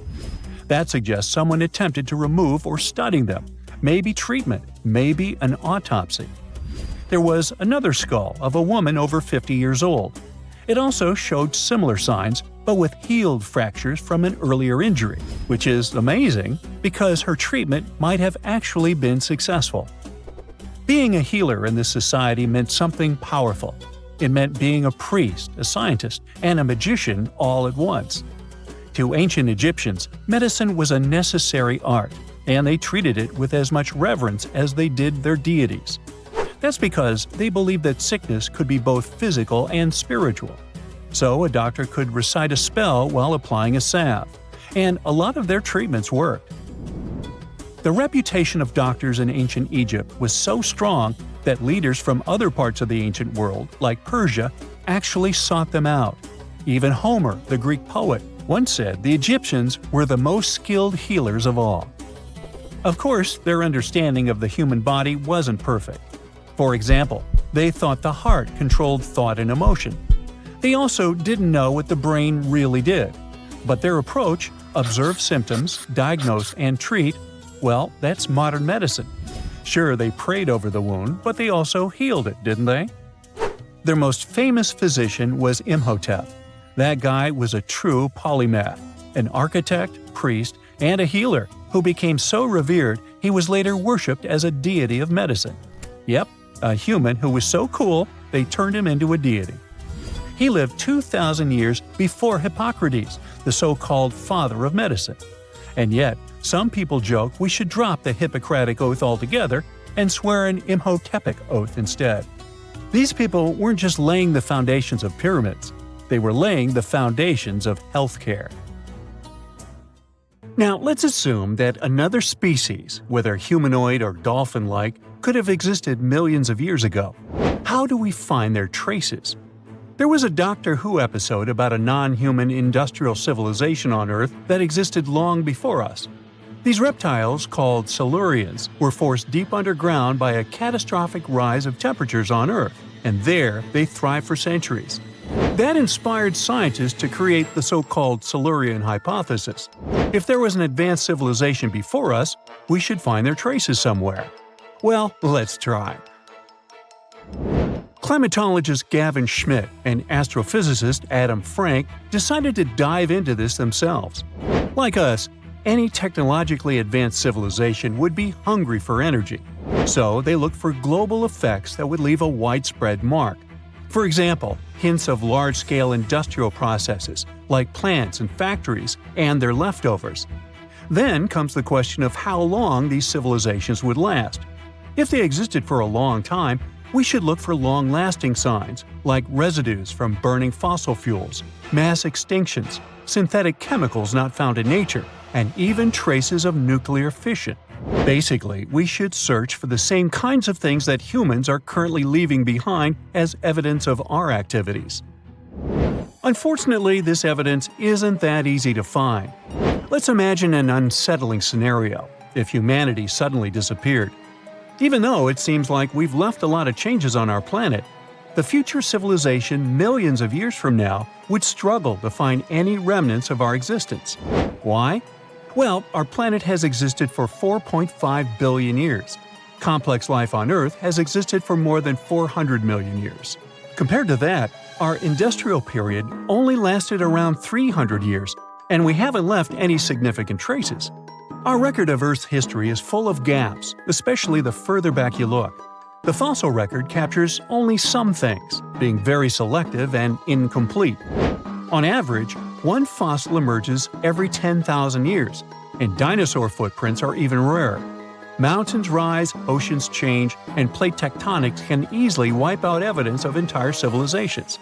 After a couple of million years, chances are any physical signs of a civilization would disappear. In order to find at least something, we have to look for things like odd sediment patterns or unusual isotopic ratios. Also, fossils mostly form in water, leaving us in the dark about creatures on land or in the jungles. So even if there was a technologically advanced society millions of years in the past, and even if they were far more advanced than us, we might struggle to find any clues of its existence. Frank and Schmidt try to understand how we could ever hope to spot signs of them. Discovering actual cities would be the ultimate proof of a Silurian-style civilization on Earth. But Adam Frank isn't too optimistic. Even now, our cities cover less than 3% of the surface, making it easy to miss ancient city ruins. Whether a city survives over tens of millions of years depends on whether the land around it is sinking, getting locked into a rock, or rising, getting worn away by rain and wind. So, places like the French Quarter in New Orleans might have a better shot of making it into the geologic record than, say, Haight-Ashbury in San Francisco. When it comes to finding artifacts, the odds are pretty slim as well. No prehistoric iPhone would survive millions of years, fancy glass or not. Finding their fossilized remnants might be a bit more promising, but it's still tricky. Considering modern humans have only been around for about 100,000 years, it's quite possible that we might overlook any traces of an earlier advanced species. There is one thing, though. We could stumble upon their traces in rocks. Our current chaotic era might leave a distinct mark on the Earth's geological history, especially since we're basically experiencing PTM 2.0. I'll get to that in a moment. So they try to look at the changes in the carbon cycle. Humans have been releasing a lot of fossil carbon since the 18th century. This leaves a special mark in the carbon isotope ratio, like a signature that shows the difference between carbon in living things, such as seashells, and carbon in lifeless volcanic rock. Scientists also look for signs in the way sediments are arranged. Large coastal deltas might mean that there were bigger rivers made by folks in this hypothetical civilization. Traces of nitrogen could suggest big-scale farming, where they used a lot of fertilizer. Spikes in metal levels in the sediment could mean runoff from heavy industries. Of course, a single find like that wouldn't tell us anything. Schmidt says the key is to look for multiple signs together.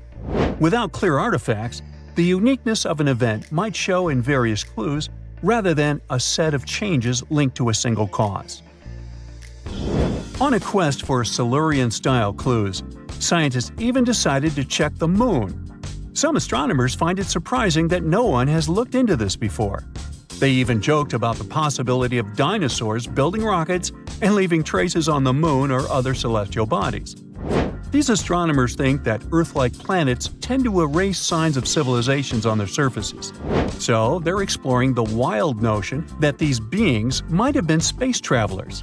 In that case, remnants of their technology, known as technosignatures, could be lurking not only on our Moon but also on asteroids, or even buried on Mars. There they might endure for millions or even billions of years. Unfortunately, so far, despite digging into the past 380 million years and examining all suspicious events, the researchers haven't found a clear match for a technological civilization. They don't give up, though. Frank calls for more investigation.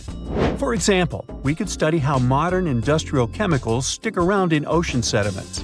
This, he believes, could help us identify similar chemical traces in the Earth's history. If there are no traces, why do we even bother to find something like that? This research is based on Schmidt and Frank's recent papers. They were delving into the Anthropocene. It's the proposed epoch dominated by human activities on Earth. It's full of these things called hyperthermals. They're prehistoric events when temperatures on Earth sharply increased over a relatively short time. They're like extreme heat waves from the past. A great example of this is the Paleocene-Eocene thermal maximum, or PETM for short. It happened around 55.5 million years ago and saw a rapid rise in global temperatures. Over 200,000 years, the average temperature on Earth jumped from about 9 to 14 degrees Fahrenheit. We studied these hyperthermals to understand how they occurred, from natural causes or human activities. So, these hyperthermals sparked the genesis of Frank and Schmidt's research. To study them, scientists started examining chemical signals and tracers left in rocks.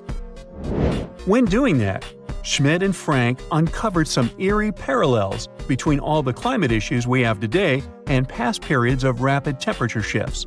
There's a close similarity between the PETM and other hyperthermal events. So all this work isn't just about solving a historical mystery.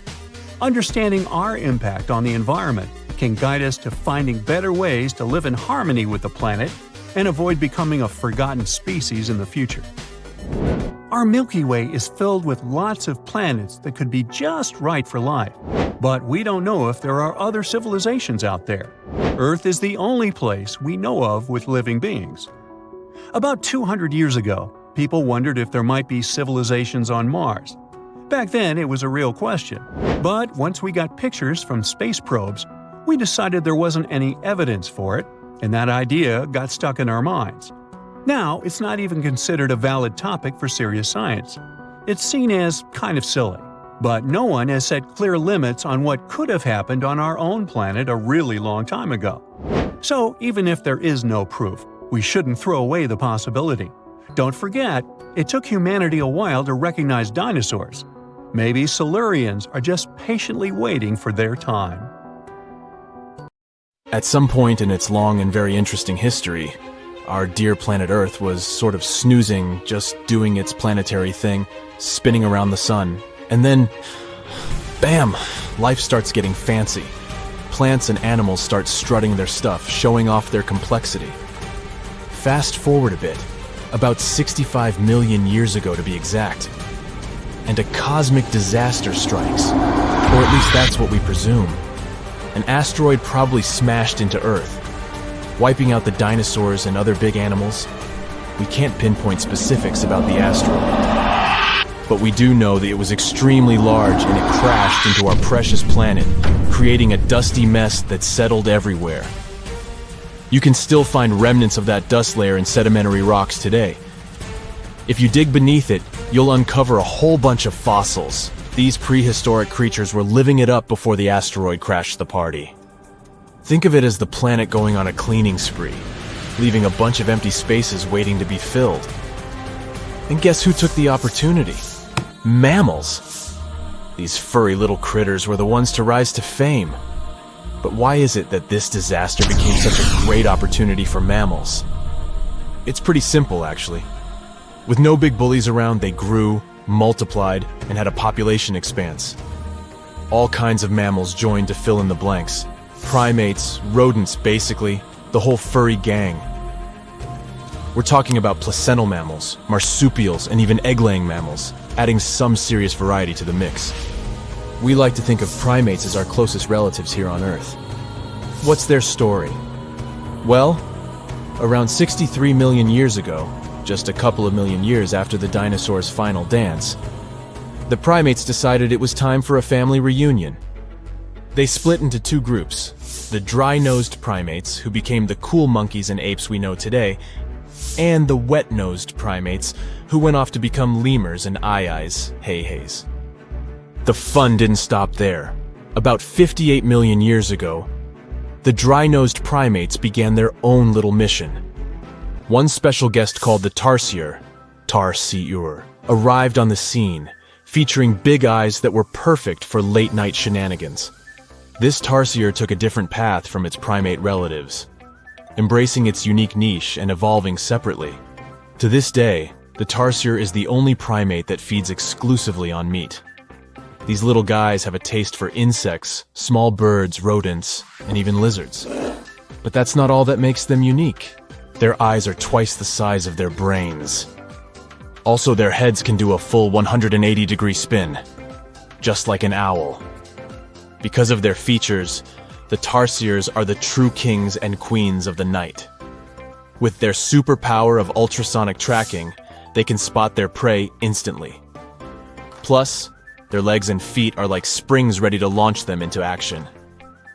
They've got this special ankle bone called the tarsus, which gives them those epic leaping skills.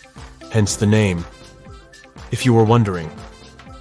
But let's leave these little critters to rest and get back to our story, shall we? About 55 million years ago, the Earth cranked up the heat, literally.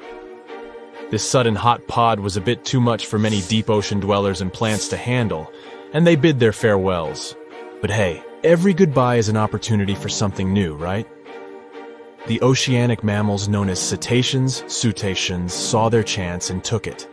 They splashed into those empty niches, becoming the rulers of the sea. In this category of creatures, you can find the blue whale and the dolphin. A special primate guest made an appearance around 47 million years ago. Scientists now affectionately call the fossil of such a creature Ida. This little wonder caused quite a stir, initially hailed as the missing link in human evolution. But here's the hilarious part. It turned out Ida was not one of us dry-nosed primates, but a cheeky wet-nosed one. Moving forward to 40 million years ago, this is when another big event happened in the primate world. The New World monkeys, our distant cousins, decided to take a different path and branch off from our lineage of old world monkeys. They packed their bags and set off to conquer South America, where they're still living it up today. What's the difference between the two, you might ask? Well, one crucial thing that sets them apart is the fact that the old world monkeys had nostrils that pointed downwards. Around 25 million years ago, another troop of apes entered the scene, and these guys had something special: the lack of a tail. These unique creatures would go on to become our closest relatives. We're talking apes and great apes, the cool gang who share a whole lot of genetic similarities with us. The first ape to break free from the monkey madness was the gibbon. About 18 million years ago is when this little acrobat swung into the picture. A few million years later, the great apes made their grand entrance too. Orangutans were the pioneers, venturing into the wilds of southern Asia. We're getting closer and closer to the present. It was 7 million years ago when the great apes took a major fork in the evolutionary road. One path led to our ancestors, the future Homo sapiens, and the other path led to chimpanzees and bonobos. These two primate branches remained united for a few million years before finally going their separate ways. 5.6 million years ago, a game-changing ape called Ardipithecus made its way into our evolutionary history. It had a special talent, bipedalism. That's right, this was one of the first apes to walk on 2 feet, probably making its primate buddies raise an eyebrow or two. The real showstoppers, however, arrived around 4 million years ago, the Australopithecus crew. These were the earliest members of the Hominina hominina subtribe, our tribe. What made them so special? Well, probably the fact that they brought some serious tools to the game. Stone tools, to be precise. It seems that at some point in their evolution, these clever primates started using stones to make their lives easier. Now here comes a crucial turning point in our story. About 2 million years ago, our ancestors faced a food shortage. Survival of the fittest was the name of the game, and 2 strategies emerged. Group 1 went for stronger jaws, allowing them to chomp on tough foods like nuts. Group 2 had a different idea. They opted for weaker jaws, but bigger brains. They wanted access to a wider range of food options. Obviously, the bigger-brained group took the prize. And here's where our gang comes into play. Around 2.5 million years ago, a type of primate also known as handyman made its mark on history. These clever beings had larger brains and knew how to put those neurons to good use. About 1.9 million years ago, a new star emerged, Homo erectus. These creatures not only walked upright, but also had brains that were almost twice the size of the handyman's.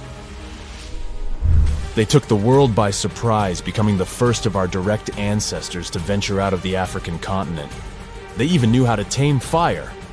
Approximately 700,000 years ago, the world witnessed a culinary revolution. The earliest evidence of cooking appeared.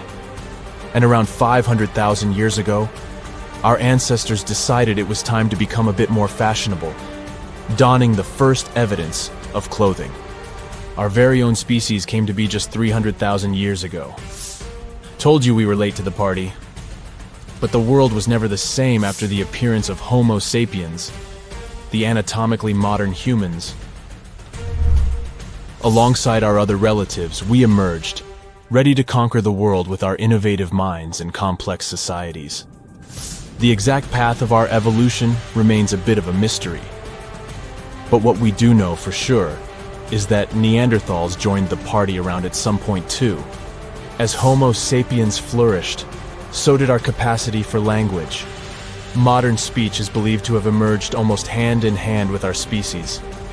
We started expressing ourselves, sharing stories, and shaping the world with our words. So, there you have it. It took 13.8 billion years of cosmic history for humans to make their entrance. Think about it. 99.998% of the time since the Big Bang, we weren't even around. Our species, Homo sapiens, is the toddler of the Earth's family. existing for just the tiniest fraction of the universe's timeline. Yet, in this blink of an eye, we've managed to unravel the entire story that led to our existence. The story won't end with us. It's an ongoing saga, still being written with every passing moment.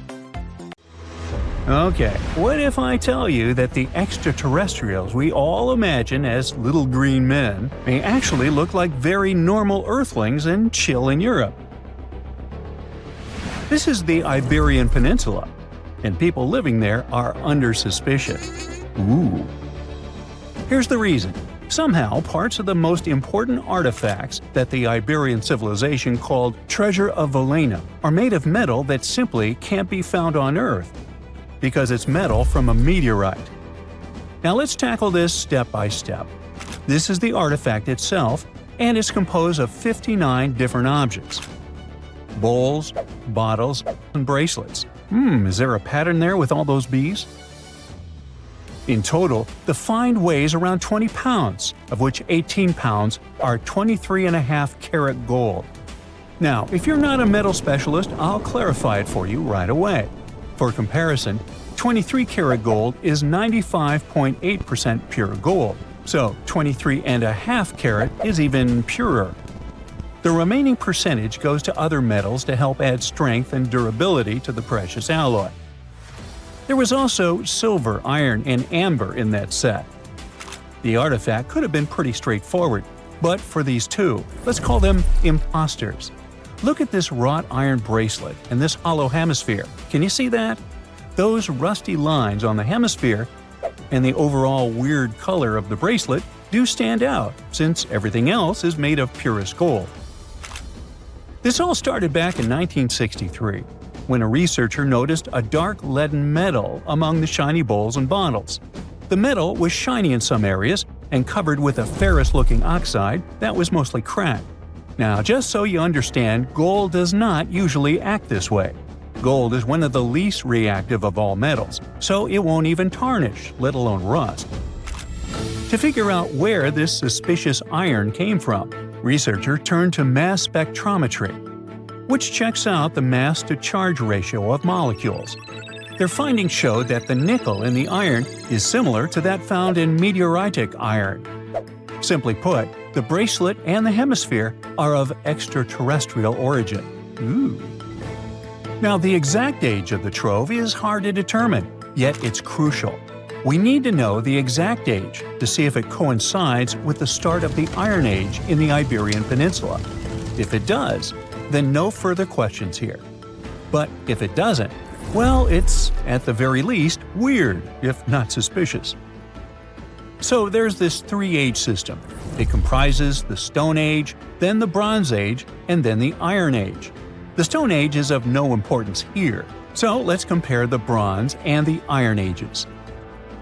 The Bronze Age began when it was realized that combining copper and tin produced a material that was more durable than either metal alone. This era was all about major upgrades in tools and weapons, but two standout inventions were writing systems and the wheel.